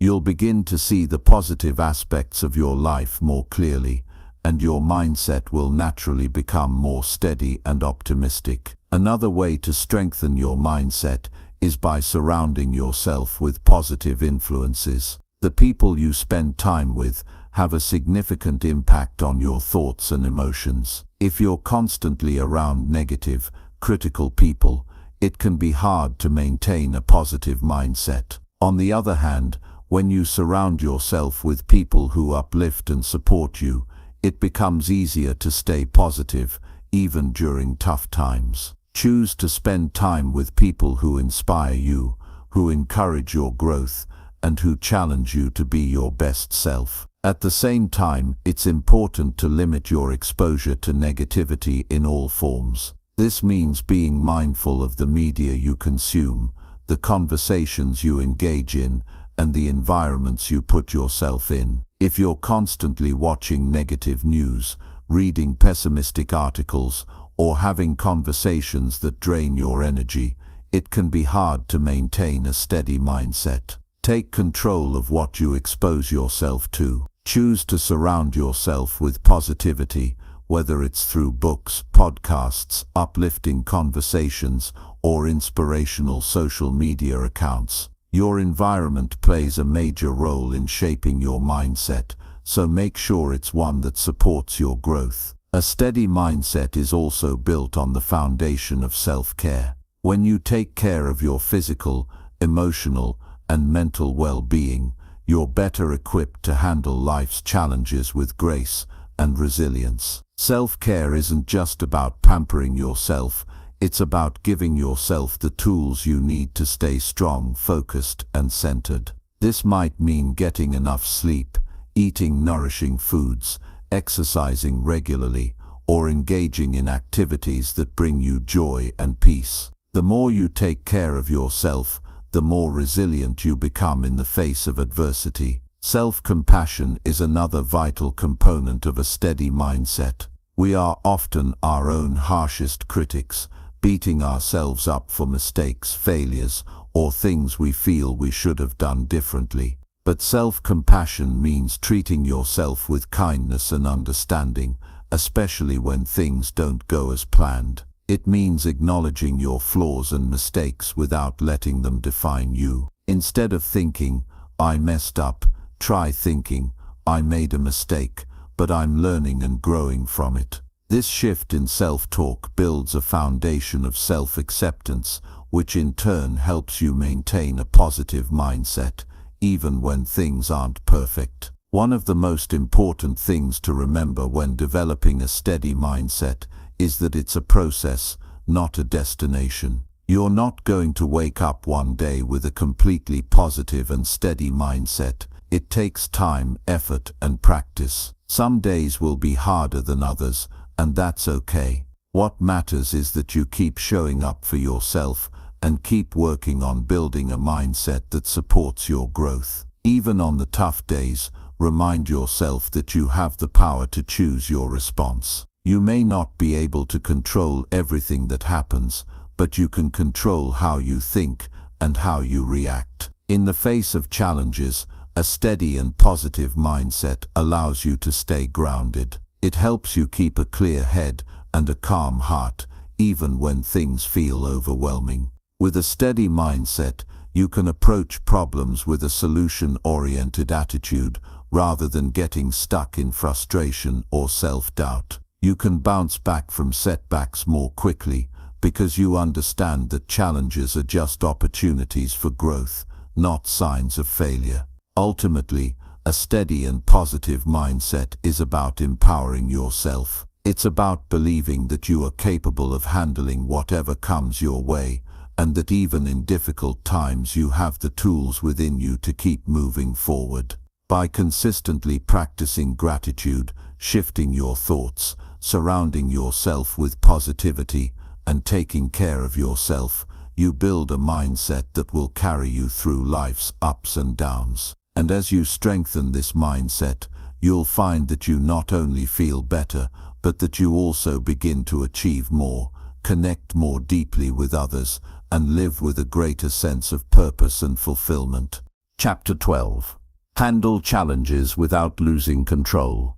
In life, challenges are inevitable. No one is exempt from facing obstacles, setbacks, or difficult circumstances.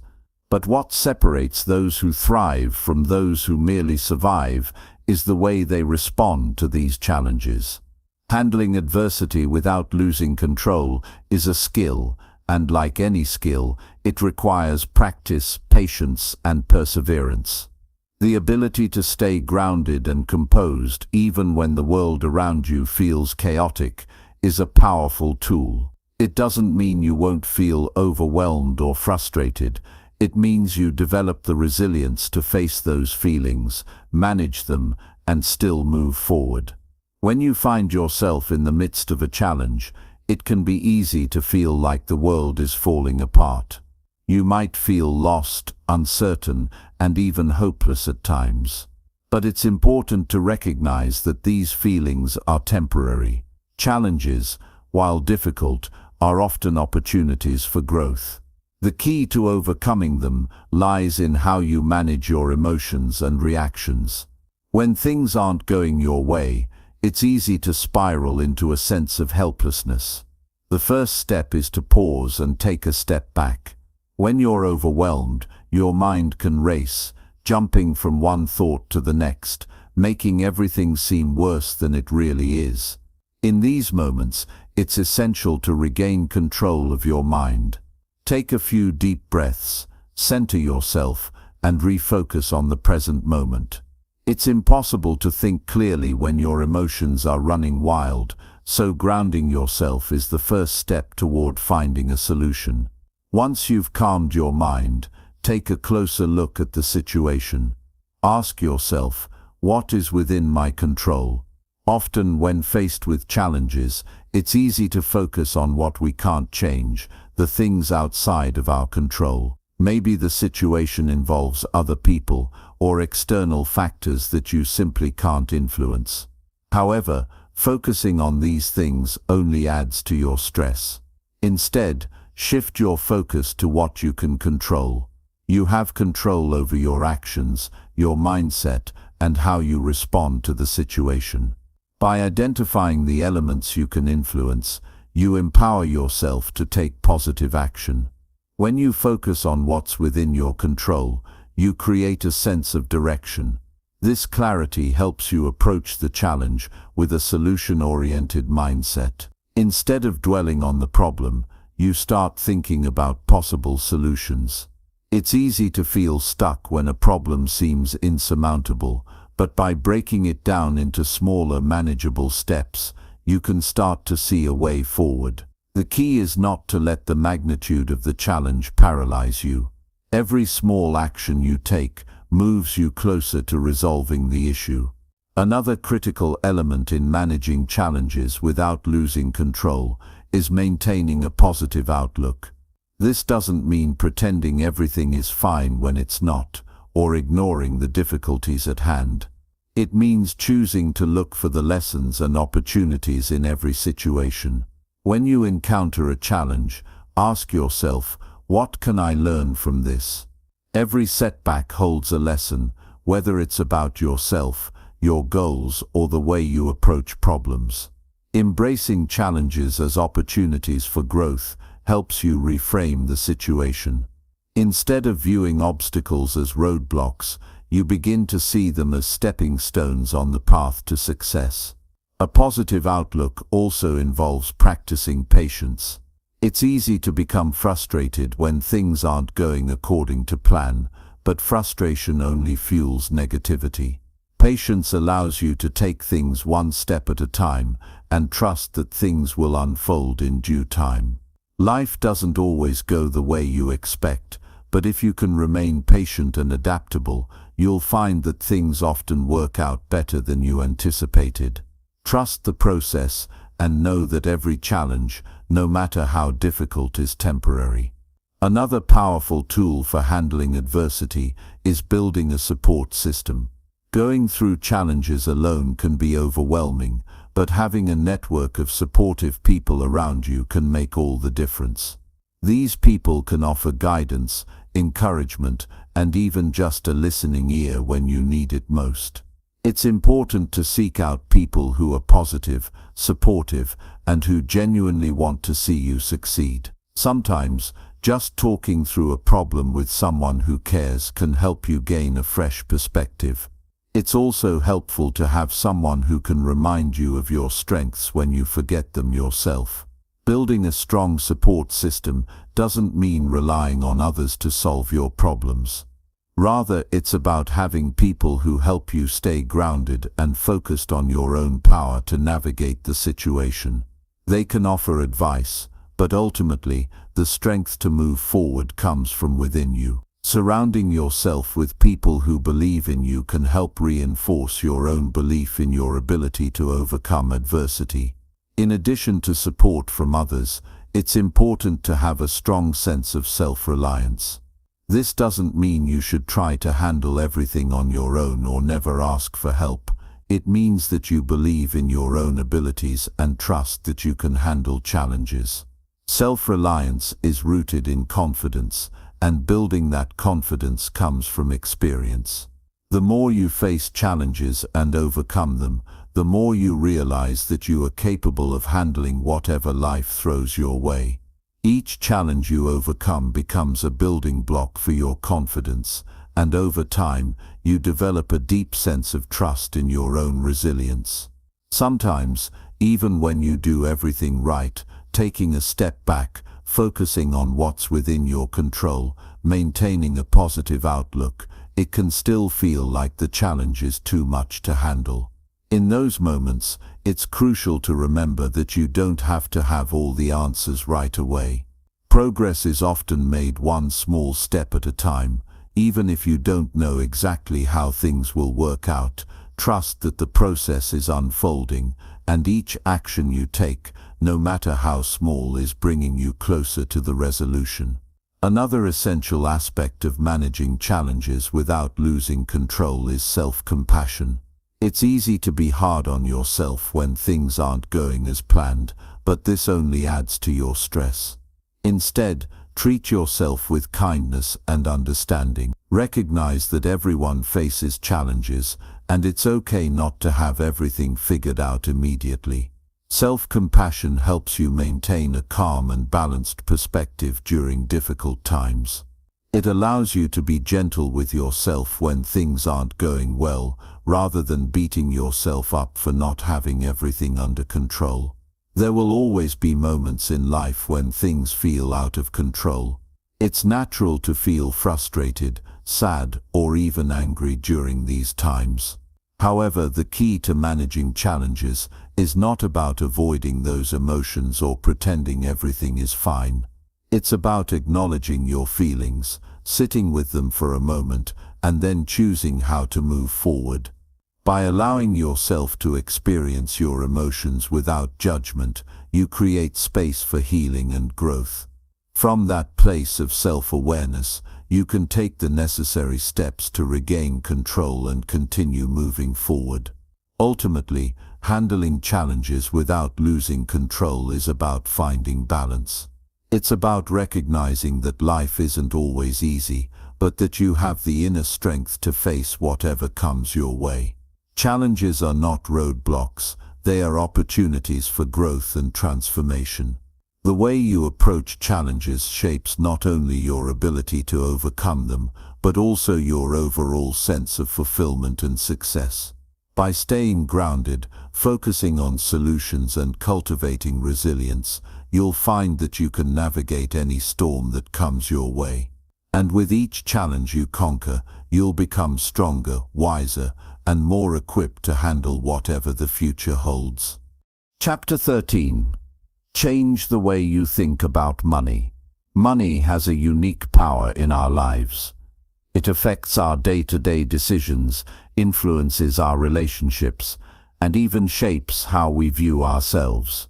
The way we think about money is often passed down from our environment, whether that's from family, culture, or society.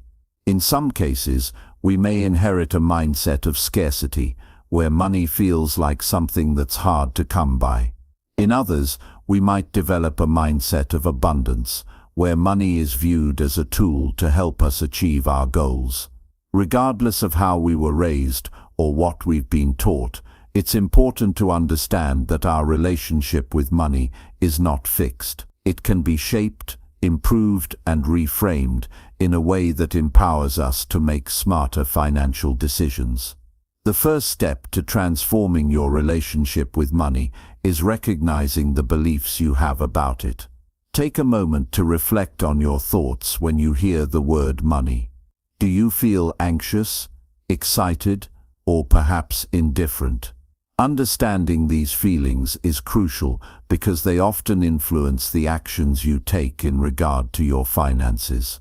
If you feel anxious about money, for example, you might avoid dealing with it altogether, leading to missed opportunities and financial stress. On the other hand, if you feel excited and positive about money, you're more likely to take proactive steps to grow it. One of the biggest misconceptions many people have is that money is the root of all evil.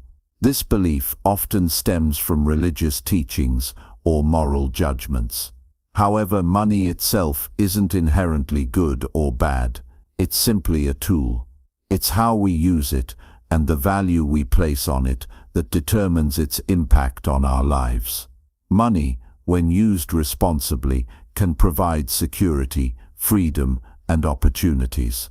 It allows you to invest in experiences, support your loved ones, and contribute to causes you believe in.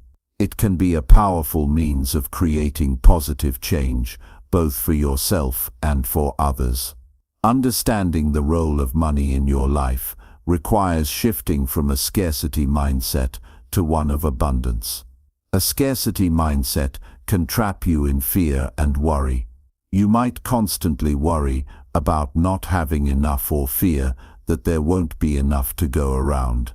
This mindset can cause you to make poor financial decisions, such as hoarding money or avoiding investments out of fear. In contrast, an abundance mindset is rooted in the belief that there are always opportunities for growth and that resources are plentiful.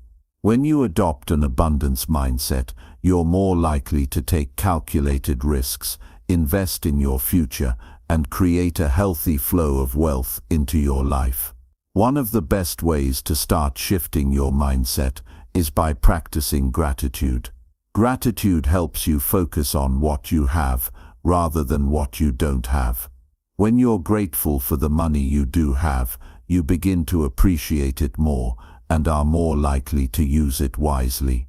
You'll also be more open to receiving money and opportunities when they come your way.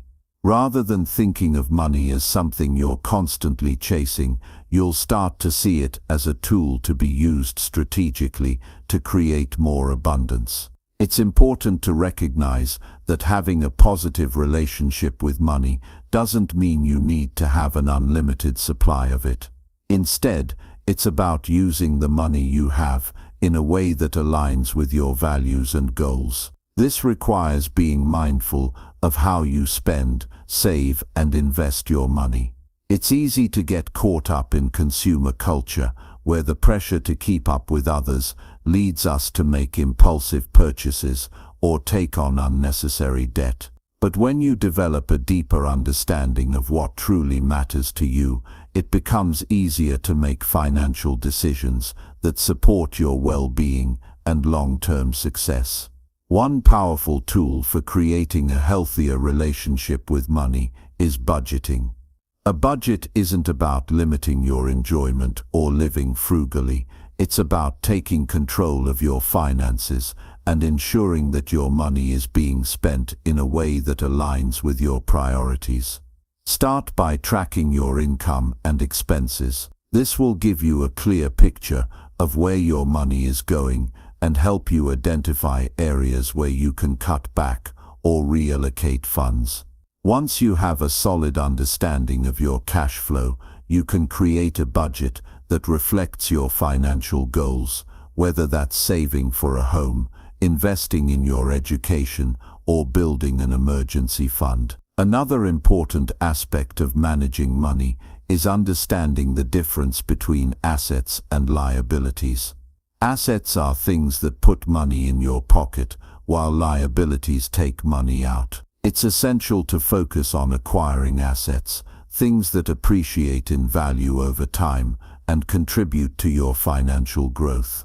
This could be investments, real estate, or even acquiring skills and knowledge that increase your earning potential. On the other hand, liabilities are things that drain your resources, such as debt or depreciating assets, like cars or electronics. Being mindful of these distinctions helps you make smarter financial decisions that support long-term wealth building. One of the most effective ways to increase your wealth is by investing in yourself. Your education, skills, and experiences are some of the most valuable assets you can possess. Investing in personal development not only improves your ability to earn, but also enhances your overall quality of life. Whether it's learning a new skill, taking a course, or seeking mentorship, investing in yourself pays dividends far beyond financial success. It gives you the tools to navigate the world with confidence and purpose, ensuring that you're always growing and adapting to new opportunities. When it comes to money, there's also the element of delayed gratification. It's easy to fall into the trap of instant gratification, where we spend money on things that provide temporary pleasure but don't contribute to our long-term well-being. Learning to delay gratification is a key component of financial success. It involves making choices that may not give you immediate pleasure but will pay off in the future. This could mean saving a portion of your income instead of spending it on unnecessary items, or choosing to invest in something that will bring you greater returns in the long run. Creating a strong financial foundation is also about having a clear vision for your future. Where do you want to be in 5, 10, or 20 years? What kind of lifestyle do you want to have? Having a clear vision helps you stay focused on your goals and gives you the motivation to make the right financial decisions today. It also helps you identify what's truly important to you, so you can align your spending, saving, and investing habits with your values. Money is not the end goal. It's a tool that enables you to live the life you want. It can bring you security, freedom, and opportunities, but only if you develop a healthy relationship with it. By shifting your mindset from scarcity to abundance, budgeting mindfully, investing in yourself, and delaying gratification, you can start to build a solid financial foundation. This process takes time, but with consistency and discipline, you'll find that money can become a powerful ally in achieving your dreams and creating the life you envision for yourself. Chapter 14. Stop wasting money on unnecessary things. It's easy to fall into the trap of thinking that money is just a means to satisfy immediate wants, that we need to buy the latest gadget or designer clothes to feel good about ourselves. Society constantly bombards us with messages telling us that consumption is the key to happiness, that the more we buy, the better our lives will be. But in reality, constantly spending money on things we don't need only drains our resources and often leaves us feeling emptier than before. We buy things to fit in, to feel validated, but these things don't bring lasting fulfillment. The truth is, money spent on unnecessary things is money that could have been put towards something that truly enriches our lives. The key to managing your money better lies in understanding the value of what you're purchasing and ensuring that what you spend aligns with your priorities. If you find yourself frequently spending money on things that don't contribute to your long-term well-being, it's time to take a step back and reassess how you're using your resources.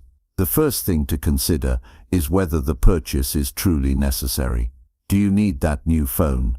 Will it really improve your life, or are you simply buying it because you've been influenced by advertising or peer pressure? Before making any purchase, ask yourself if it will genuinely add value to your life. Is it something that will enhance your happiness or serve a real purpose? If the answer is no, it's probably something you can live without.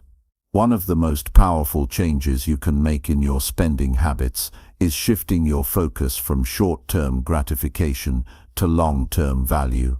Instead of buying something just because you want it now, think about whether it will still be valuable to you a year from now. Consider if there are more meaningful ways to invest your money. Sometimes we spend money impulsively because we feel like we deserve something in the moment, but this can lead to regret later. When you learn to be more mindful about your purchases, you make better choices that align with your bigger goals. Another thing to consider when it comes to spending is the impact it has on your financial future. When you constantly spend on non-essentials, you rob yourself of the opportunity to save or invest in something that can grow your wealth. There's an undeniable power in having savings and investments because they provide you with a sense of security and flexibility. A strong financial foundation allows you to make choices that serve your future rather than being stuck in a cycle of instant gratification that only provides temporary pleasure. Living below your means is one of the most important financial habits you can cultivate. It doesn't mean depriving yourself of the things that make life enjoyable, but it does mean being mindful of your spending patterns and avoiding unnecessary indulgences. The less you spend on things you don't need, the more you can save and invest in things that matter. Whether it's setting aside money for an emergency fund, contributing to your retirement account, or investing in skills that will improve your career prospects, making smart financial decisions today will pay off in the future. Learning to distinguish between wants and needs is a vital part of reducing unnecessary spending. Wants are things we desire but can live without, while needs are essential to our survival and well-being. It's easy to get the two confused, especially in a society that constantly pushes us to consume more. But by focusing on what you truly need, you can stop wasting money on things that will bring you fleeting satisfaction at best. Instead, you can direct your money toward things that provide long-term value, like experiences, education, or health. While it's important to avoid wasting money on non-essentials, that doesn't mean you should feel guilty about spending on things that bring you joy. The key is to be intentional with your spending. If something brings you happiness and is in line with your values, there's no harm in purchasing it. The problem arises when we buy things on impulse or out of a sense of obligation, not because we genuinely want or need them. When you start making thoughtful, intentional purchases, you'll feel more content with what you have and be less likely to fall into the trap of consumerism. One way to avoid unnecessary spending is by tracking where your money goes. You can use apps, spreadsheets, or even a simple pen and paper to record your purchases. This helps you gain clarity on your spending patterns and identify areas where you could cut back. For example, you might notice that you're spending a significant amount on dining out or shopping for clothes. By tracking your expenses, you can make more informed decisions about where to allocate your money. This process might feel tedious at first, but it's incredibly eye-opening, and the results can be transformative. Another useful technique is creating a waiting period before making large purchases. When you see something you want, resist the urge to buy it immediately. Give yourself time to think it through, whether that's 24 hours or even a week. Often after the waiting period, the urge to purchase it will fade. You might even realize that you didn't actually need it in the first place. This simple strategy helps you make more thoughtful decisions and reduces the risk of impulsive spending. It's also important to be mindful of the influence of social media and advertising. We're constantly exposed to ads and influencers showing us the latest trends, making it easy to feel like we need to keep up with them. But remember that these advertisements are designed to make you feel like you're missing out if you don't buy the product. The reality is that you don't need to buy into every trend. Instead of measuring your self-worth by what you own, focus on what you can give and how you can contribute to the world. Real fulfillment comes from within, not from the things you accumulate. Another helpful practice is to focus on experiences rather than possessions. Experiences like traveling, spending time with loved ones, or learning new skills often bring more lasting happiness than material goods. When you prioritize experiences, you invest in memories that can enrich your life in ways that things simply can't. You'll also find that you need less stuff to feel content. Experiences are often more fulfilling because they create deeper connections and contribute to your personal growth. As you start to reduce your spending on unnecessary items, you'll also begin to appreciate the things you do have more. Instead of constantly seeking the next best thing, you'll find contentment in the things that are already a part of your life. This shift in mindset can bring a sense of peace and satisfaction that material possessions can never provide. Ultimately, the goal is to develop a mindset of abundance, where you appreciate what you have and make thoughtful choices about what you spend your money on. It's not about deprivation, it's about intentionality. When you learn to stop wasting money on unnecessary things, you free up resources that can be used to build a future that aligns with your values. By being mindful of your spending habits, you take control of your financial life and pave the way for a more fulfilling, secure, and purposeful existence. Chapter 15. Increase your income with smart decisions. The idea of increasing your income might sound like a daunting task, something only achievable by the fortunate few or those with a special talent. But in reality, anyone has the potential to increase their income, provided they approach it with the right mindset and strategy. Increasing your income is about more than just getting a higher-paying job or starting a side hustle. It's about smart decisions, creating opportunities, and having the discipline to take consistent action toward your financial goals. One of the first things to understand is that money is a tool. It can work for you, not just through traditional jobs or investments, but also through the value you provide to others. No matter what your current situation is, there's always a way to generate more income. It all starts with shifting your perspective. Instead of viewing money as something scarce, view it as a resource that flows based on the value you offer. When you focus on creating value, the income follows. This mindset can open doors to new opportunities that you might have overlooked in the past. Building a solid foundation of skills and knowledge is one of the most effective ways to increase your income over time. The more valuable you are to the marketplace, the more you can charge for your services, whether as an employee, freelancer, or entrepreneur. This doesn't necessarily mean you need to acquire a fancy degree or certification, but you do need to develop skills that are in demand. Take the time to learn something new, improve on existing skills, or specialize in a particular area. When you become an expert in something, you automatically increase your earning potential. For example, learning how to code, improve your writing, or become skilled in a technical trade can open up numerous doors for higher-paying jobs or freelance opportunities. What's great about today's world is the accessibility to online courses and resources. The internet has made it easier than ever to learn and expand your knowledge. Whether it's through free resources or paid platforms, the opportunities are endless.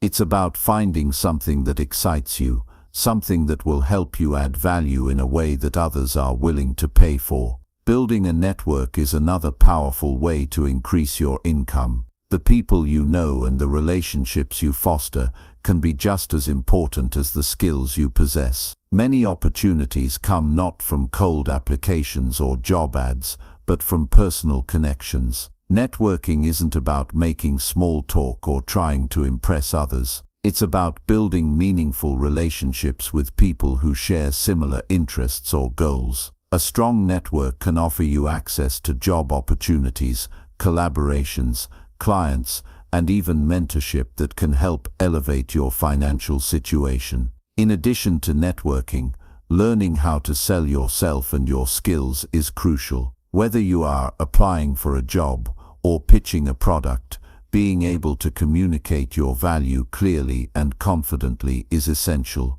The ability to sell isn't limited to the world of marketing or sales. It applies to every aspect of life. Whether you're negotiating a salary or trying to secure a freelance contract, being able to communicate your worth is key. Practice how you present yourself and your skills, and ensure that you're always demonstrating the value you bring to the table. Of course, one of the most direct ways to increase your income is by finding multiple streams of revenue. Relying on a single source of income can be risky, especially in an uncertain economy. That's why it's important to explore side gigs, freelance opportunities, or investments that can help you build wealth. Whether it's starting a side business, investing in stocks, or renting out a spare room, creating additional streams of income provides more financial security, and helps you accelerate your wealth-building journey. Creating a side business can be a great way to supplement your income. It doesn't have to be a grand idea or something you need to dedicate all your time to. Start small with something that aligns with your skills and passions. It could be anything from freelance writing, graphic design, or online tutoring, to selling handmade products online. The key is to start, even if it's just a few hours a week. Consistency over time will add up, and eventually, what was once a side gig can turn into a full-fledged business. Investing is another avenue to increase your income. While investing carries risk, it's one of the most powerful ways to grow your wealth over time. Whether you're interested in real estate, stocks, mutual funds, or even cryptocurrency, the goal is to make your money work for you. Start by learning about different investment strategies and begin small. The most important thing is to begin, even if you can only invest a small amount at first. As your knowledge grows, so will your confidence, and over time so will your returns. If you're already in a stable job, asking for a raise can be one of the quickest ways to increase your income. Many people shy away from asking for more money, thinking it's inappropriate or that their boss won't agree. But the truth is, most employers are open to giving raises to employees who prove their value. To increase your chances, ensure that you're exceeding expectations in your role and have concrete evidence of your contributions. When you approach the conversation with confidence and a clear understanding of your value, you'll be much more likely to succeed. If you're in a position to do so, investing in your personal development is also an excellent way to increase your income in the long run. Books, courses, conferences, and even hiring a mentor can all be powerful tools to help you level up your career or business. Never underestimate the value of investing in yourself. It pays the best dividends because, in the end, the more you improve yourself, the more valuable you become to others, and that translates to higher income. Managing your finances well is also a crucial component of increasing your income. It's not enough to just earn more.